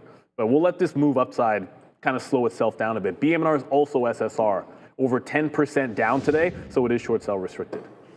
All right, yeah, there goes BMNR. As we talk a little bit about crypto here, we're getting ready to have Kevin O'Leary and Bitzero CEO come through with us very, very shortly. So we're just getting that all set up. We want to thank them for their time today. Yes. All right, so there's a good cover there down at the VWAP and at the 200 period for the Nasdaq. But let's just take this quick little moment here to once again look at the broader markets and see if there is anything that's potentially green today as we sort of do a little scan. What about oil? You know, oil is a nice move there today. It's energy. We've talked to Kevin about energy before as well. XOM, CVX, some nice moves higher there. PSX, Valero, and whatnot. So, you know, just that's pretty much the only green. There's a little bit of transport there, but sometimes there are these, you know, sector shifts, and today definitely with the Nasdaq getting hit and some negativity on the left side over here, we can see energy back and bumping around. All right, we're all set up and we're excited. Let's go over to our guest of the day. It's Mr. O'Leary. Two very special guests here with us. We have Kevin O'Leary, chairman of O'Leary Ventures and Beanstalks. We also have Mohammed Bakhashwain, who's the CEO of Bitzero Holdings. It's great to have both of you on here with us today. And I want to start with a question for you, Kevin, about crypto. We know Bitcoin's down roughly 32% from its latest all-time high of $126,000 in early October. Actually traded as low as $80,000 a couple weeks ago. So, Kevin, do you expect to see a near-term rebound in Bitcoin, or do you anticipate further selling? I think there'll be a little bit more selling. Let me explain the backdrop to what's happening here in the crypto markets. It goes back to when the Genius Act was passed, which made stablecoins legal. That took a little air out of Bitcoin because there was a narrative for years that Bitcoin would become a form of digital currency. And that has been replaced now by the legal aspect of stablecoins. And so if you look at the volume of stablecoins being used internationally, they're very active because now it's legal tender. So you can use it in Switzerland or Saudi Arabia or wherever.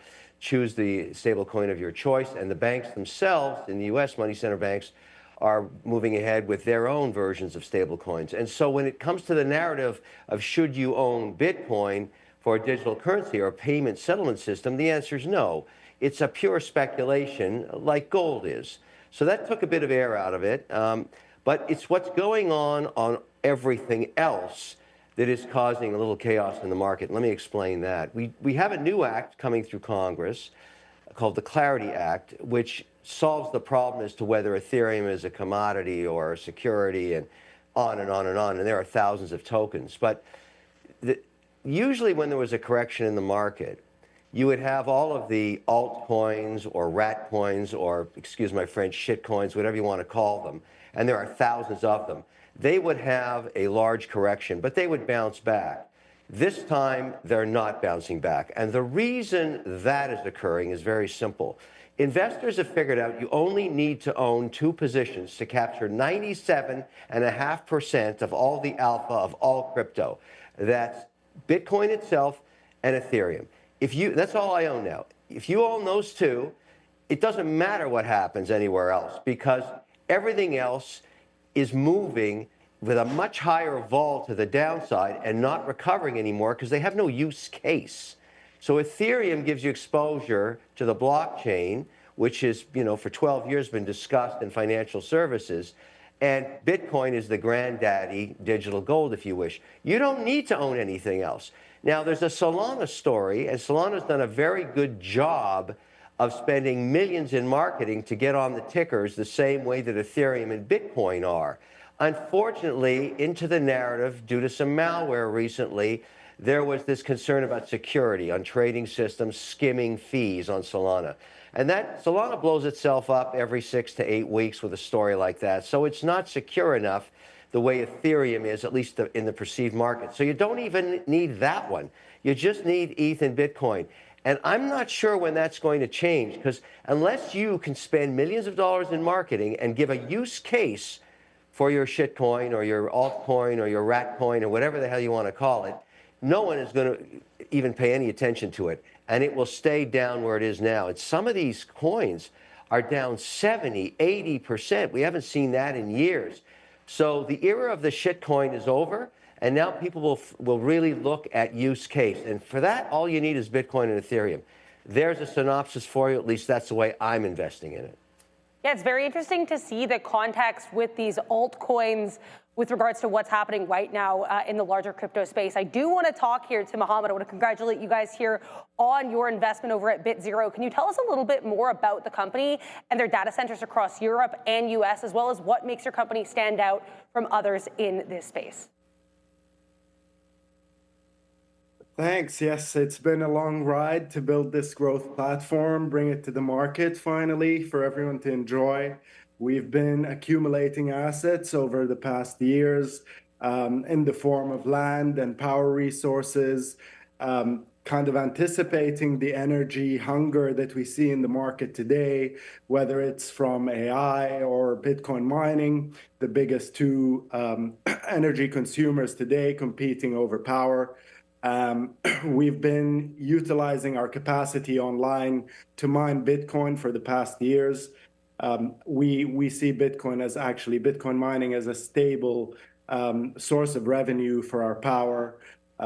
We look at it as a return on cash business on our investments. So anytime we invest in Bitcoin miners or anytime we invest in purchasing hash rate to increase our capacity, we look at it as a return on cash. And that's how the miners are pricing. So as long as we're investing wisely, we're getting the return on cash and putting our power to good use while preparing the infrastructure of our 1.5 gigawatts and growing for other industries and to capitalize on the hunger in the market.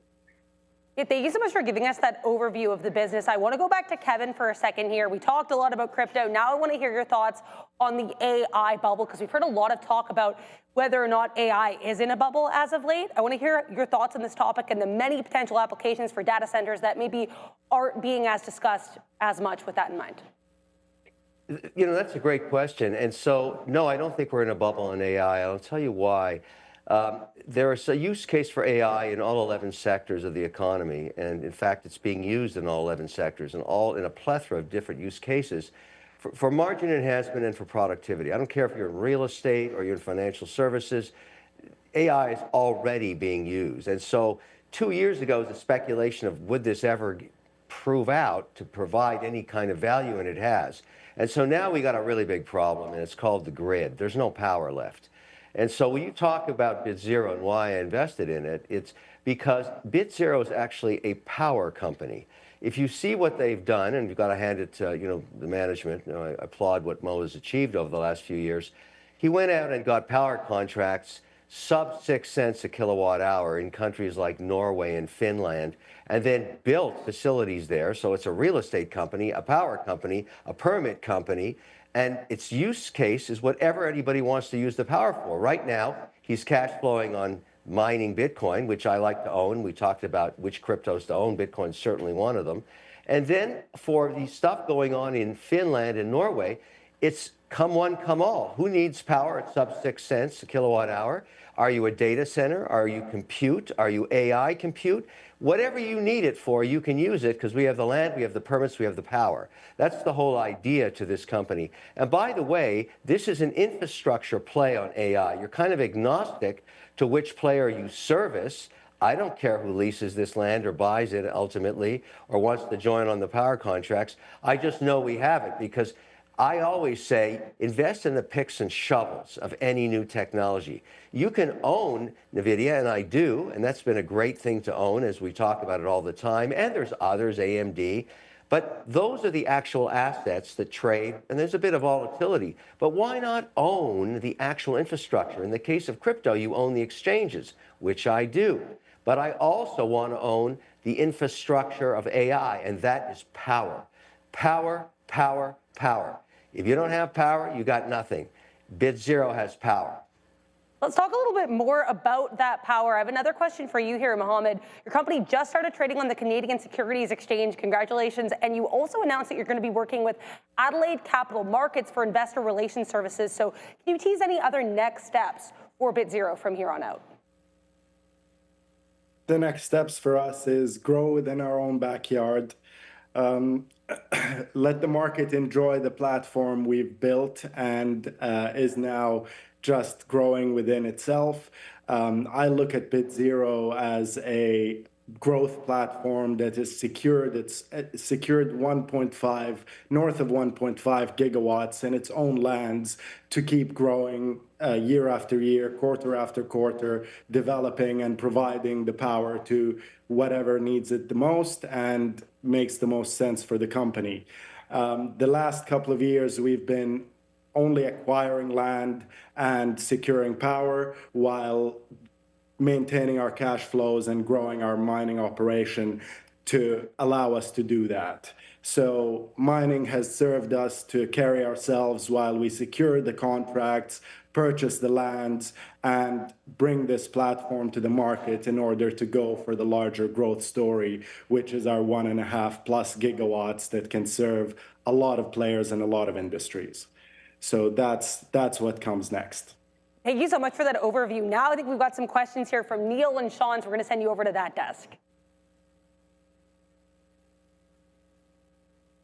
Thank you, Kevin. Thank you, Mohammed, both for coming on. I just want the question I wanted to ask, and Kevin, you talked a little bit about, we only need to have two things. I like the fact that you said Bitcoin and ETH because those are the two that I happen to hold. But I want to get your thoughts on what the effect that leverage is having in the crypto space right now. And I think maybe, causing some people to be a little bit more concerned that that's going to create increased volatility because you have all these leverage positions going on. And what your thoughts are, whether that's going to be a good thing or bad thing. I'm in a state of mind where it's like, okay, so we're going to have to understand it can rock the boat a little bit, but you got to hold true. But lots of people are feeling a little bit skittish about all this leverage. Leverage came into the story with the emergence of the DATs starting about 5 months ago. And so one of the reasons to create a DAT or a treasury is that you're not allowed to own the token itself. So if you want to own some Ethereum, there's an Ethereum DAT, which is an equity. And so you can put that into your Schwab or Fidelity account or your TD account, whatever it is, without ever debating whether you can put a token in or not. But along with that came this real hunger for yield. And so in order to get yield, you have to add leverage because people said, well, if I'm going to hold this thing and it's just sitting in there, whether it's an ETH DAT, there was a Solana DAT, there's other DATs, you have to put leverage on. And in doing so, that's how you create the yield that you pay out on a monthly or quarterly distribution. But I think the market went a little overboard and starting to offer yields of over 7%. And that means you're really ramma-jamma putting a ton of leverage on it. And of course, when the underlying security corrected, it had an accelerator effect to the downside.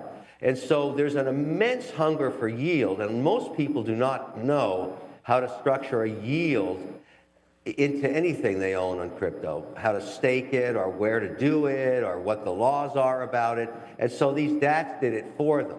Unfortunately, if you bought a DAT on the issuance, you're down anywhere from 10 to 20%, and today down even some more. But the structure itself had merit because there's many people that can't afford having the token because they're not allowed to. But I think the bigger issue goes back to the fact, and you said it yourself, the numbers tell the story. If all you own is Bitcoin and ETH, you're getting 97% of the alpha of the market. So why do you need all the rest of the crap? You don't. And it makes life a lot easier. So you can own your ETH in an ETF, you can own your Bitcoin in an ETF. I choose not to. And by the way, ETFs will soon be allowed to provide yield too in a structured product form. So that's coming. That means kind of the death of DATs going forward, because I'd rather just own an ETF if I could and I could get yield on it. But my suspicion is that the yields would be more like 4%, maybe 5 max, because people are seeing the effects of leverage. So we're getting a massive cleanup, which I think is healthy in the crypto market. But think about what the numbers tell you. You don't need to own all the crap. You just need to own 2 positions, and it's very easy to manage them. Well, that puts a smile on my face. I appreciate it. One thing I know here in Canada, I'll tell you, like, owning it outside in an ETF, there's advantages in like a tax-free savings account for anyone that's trying to do that. Then you can have it in like a TFSA or in the US and a Roth. But otherwise, not getting any yield and being able to stake it, I think, can be a disadvantage for a lot of people. Sean? I was going to say, Kevin, hey, Kevin, how's it going? Isn't 4 to 5% decent for those ETFs? Is that somewhere where we should maybe consider parking some of our money in? I mean, some of the best stocks out there, XOM and some of these dividend aristocrats, can give you that 3 to 5%. That sounds pretty good, just to hold some of that digital gold, and if you're going to be able to get paid for it. Thoughts on that percentage, and how close do you think you are to that being a realistic number? Well, here's the hurdle. If you go look at Robinhood or Coinbase, and you just take a stable coin and put it in your account, this morning you're getting about 4.1% yield. Right. So that's now a legal asset in the U.S. It hasn't happened in Canada yet, but I'm sure it's coming. The OSC will probably follow what the SEC did on that.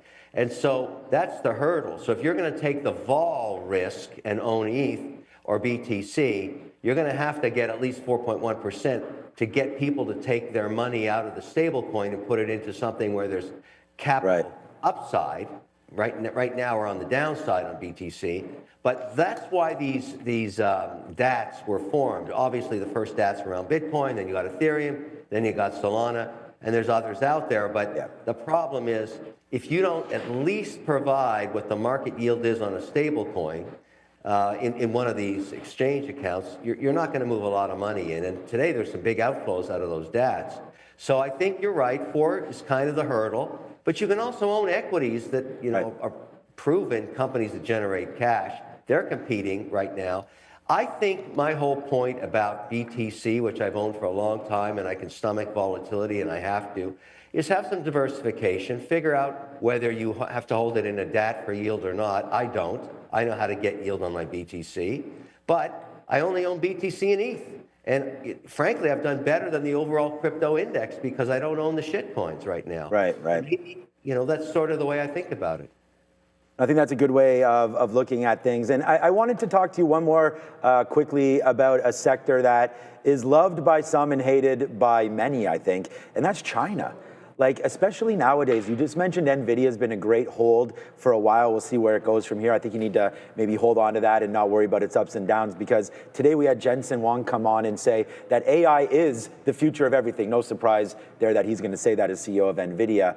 But Google with their new TPUs there and the deal with Broadcom. And then we had Alibaba with Qwen and some of their models kicking. Do you like any names in China, or are we just going to be US and Canada centric here moving forward with some of these AI ideas? No, I love the Chinese market. I just don't like the Chinese government. And so let's talk about NVIDIA, AMD, Google, everybody making chips to compete for AI. The policy's broken. It makes no sense to not sell the Chinese the latest chips. So if you're NVIDIA, you want to flood the market with the new iteration of chips every 18 months. And the development cycle is getting shorter and shorter and shorter. And then you find out whether you're going to win or lose based on all the software written for those tech stacks. Right. When you hold back NVIDIA chips from China, you invite the Chinese to compete with you on the hardware stack, which is crazy policy. It's a huge mistake. And I think this idea that you're holding back the latest version and not giving it to the Chinese just accelerates a future competition with a country that has already shown you that they are not your friend. We're in a competition with them militarily, economically, and market share-wise. So if you want Huawei to spend more money developing chips to compete against NVIDIA, well, just don't give them the latest chips. I say for all the companies, the policy should be out of the government of the US and Canada or anybody else who cares, everybody gets everything all of the time. And then compete on who writes the software. Everybody wants to write the software on the NVIDIA stack. That's the way it works. And so the minute you decline giving it to them, the Chinese get the developers. We want to fight it out. And every good Chinese developer, give them a passport to come to North America and their family and have them writing code here. Bad policy on holding back on chips. That's the problem. I like that better. I mean, which coder, if you're able to come over here from China, I think they, like you said, they line up to get over here ASAP. I didn't want to ignore Mohammed in there, and I have a quick question for you, Mohammed, if you're still there as well. I want to give you 30 seconds to a minute. Explain to our audience why we need to get involved with Bitzero today. Hey, Mohammed, how are you? Hey, how are you? Good. So Bitzero today, we just went public. We've been kind of bolstering our back end with land, power, and cash flows to bring it to this point, bring it to the market, and enjoy the growth in the public markets rather than grow privately and come to market. So it's a platform that has its growth locked in terms of power runway, land to expand, and growth that you can see in your own backyard. Right. And further to that, we're always looking to grow even further. So we've locked in a certain amount of growth that we brought to the market as a platform to take off, and we're looking for more. So that's why anyone should get involved in Bitzero today, because we have a runway that is locked and loaded in our own backyard and aiming for more. I mean, what a great answer. We want to thank you for joining us one more time here, Mohammed. Thank you so much. No, I am not muted, actually, right now. Maybe we go back to Neil if my mic's not working. Yeah, I appreciate it, Mohammed. Our viewers are always looking for growth opportunities, and it's a pleasure having you on, and of course, Kevin as well. So we wish you all the best, and best of luck in your future endeavors for everyone out there. Bitzero CEO and Kevin O'Leary talking about why we don't need to have the ish coins, as we colorfully said. We only have about 1 minute to go in. Oh, there he is. Kevin's still here. You can still hear us? Yeah. Okay. No, the viewers have asked something, Kevin. Here we go. I think you already know where this is going to be headed. I didn't know if we had lost you without a chance to do this, because a few people want to see what you might happen to have on said risk, because usually you tend to wow us a little bit. So what have you brought for us today? Okay, something very special for everybody. As you may know, I'm in a movie with Gwyneth Paltrow and Timothy Chalamet called Marty Supreme. It comes out Christmas Day. In the movie, I convinced the producers that I play my role as Milton Rockwell, the richest man in America. Boom. To Gwyneth. But I'm doing business in New York and Tokyo. So I contacted Patek Philippe for New York and said, can you get me a vintage 1952 Patek? And there it is. That's what the same watch I wore in the movie. And then I contacted Seiko in Tokyo, because remember, we're 1952, just out of the Second World War. Into the museum they went, and they gifted me this 1952 Seiko, which actually keeps almost perfect time. The Japanese are great watchmakers. These are the two exact watches I wore in the movie. You'll see them if you go see it on Christmas Day.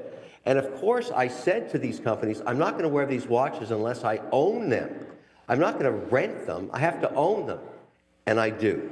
And so these two puppies are going to be very, very famous. And you'll watch for them in Marty Supreme, and I love them. These are vintage pieces. I love the vintage market.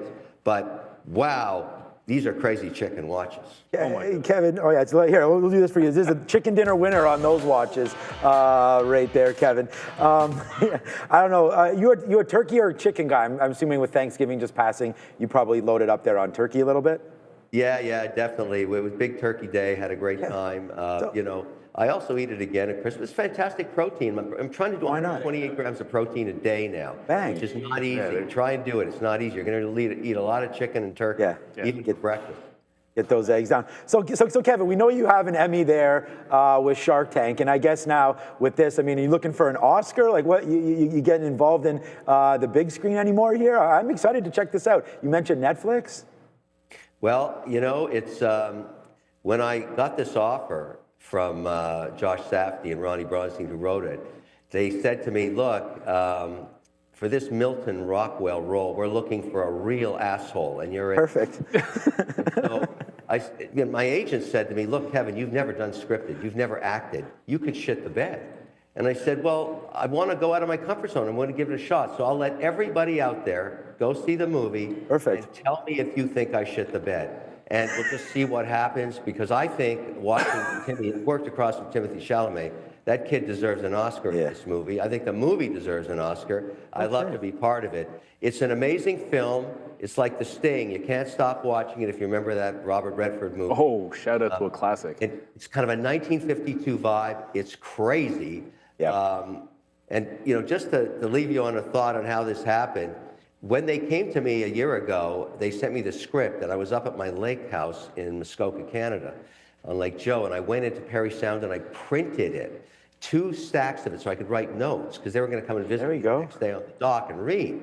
And this friend of mine, Gene McBurney of Griffiths McBurney, a well-known banker in Canada, got up at 5 o'clock, saw these scripts, picked one up, got a coffee, and read it himself in 2 hours. So when I got up, I had never read it, and Gene said to me, have you read this thing? This is insane. You got to do this. This is the best book I've ever read. That's how it all started. Perfect. Well, hey, we'll roll out the red carpet for you, Mohammed, at any time here. We've renovated our studio, and you always get an Oscar in our eyes. So thank you so much for joining us one more time, sharing that story with us, the watches, and of course, excited to announce Bitzero going public. So it's very exciting times. Thank you, Kevin and Mohammed. Thanks. Take care. Ciao. Take care, guys. Oh, that's a. I mean, this guy's into everything now. You know, he's got the A24 makes some really. They make really good movies. Yeah, Timothy Chalamet. And Adair will probably speak to this more than I will, but they make some really good movies. Actually, legitimately should have some Oscar buzz. I'm assuming it'll stand up. I'm actually going to pull it up so I can. I see Kevin O'Leary on the shopping channel. This guy's got his wines going on. Why not? This guy's got everything going on there. Watch game strong. For what it's worth, Neil, Timothy Chalamet's already getting Oscar talk for this movie. So already, yeah. It's maybe he's getting like supporting actor talk, because we just clearly saw the man himself right there, Kevin O'Leary. Probably. I actually didn't even ask him how many lines he had in the movie. But I'm going to check the trailer. Yeah, it should be an exciting one to watch. All right, it's 11:05. Oh, I mean, you know, we've gone a little bit over time. We wanted to thank our guest. That was a lot of fun there. And yeah, it's. What are we eating, by the way? I don't even know what's for lunch. You want to quickly check it out? Okay, kill a second here, and I'll find it. This week's. The second I will kill. Oh, here we go. I'm out of silver. Silver hit the high. All right. I took that one out. Well, I've already found it. Up, we're going to short, and now we see what is for lunch. Okay. Well, today is Monday, right? So today's Monday, December the 1st. So let's go over what's quickly. We have 5 minutes over here, and everyone's got to get to the big guys over here. And it is today pretty good, man. We hit the chicken dinner winner, so we're not going to do that again. But if you've had some trades today that are winners, you may enjoy a teriyaki glazed chicken. Not bad. With roasted potatoes, seasoned veg, and a chopped green salad. That'll play. That's I think we can, we could definitely survive some of that. So teriyaki glazed chicken, roasted potatoes, and seasoned vegetables to have yourself a nice, healthy, kind of sounds dinnerish, but nice, healthy lunch there. So, all right, Neil. Good day today. We're really happy with the performances, obviously, of some of these markets. Holding out. I mean, the Nasdaq going out only down 0.3. Will it get to Greensville by the time you see us again? Maybe. We shall only find out.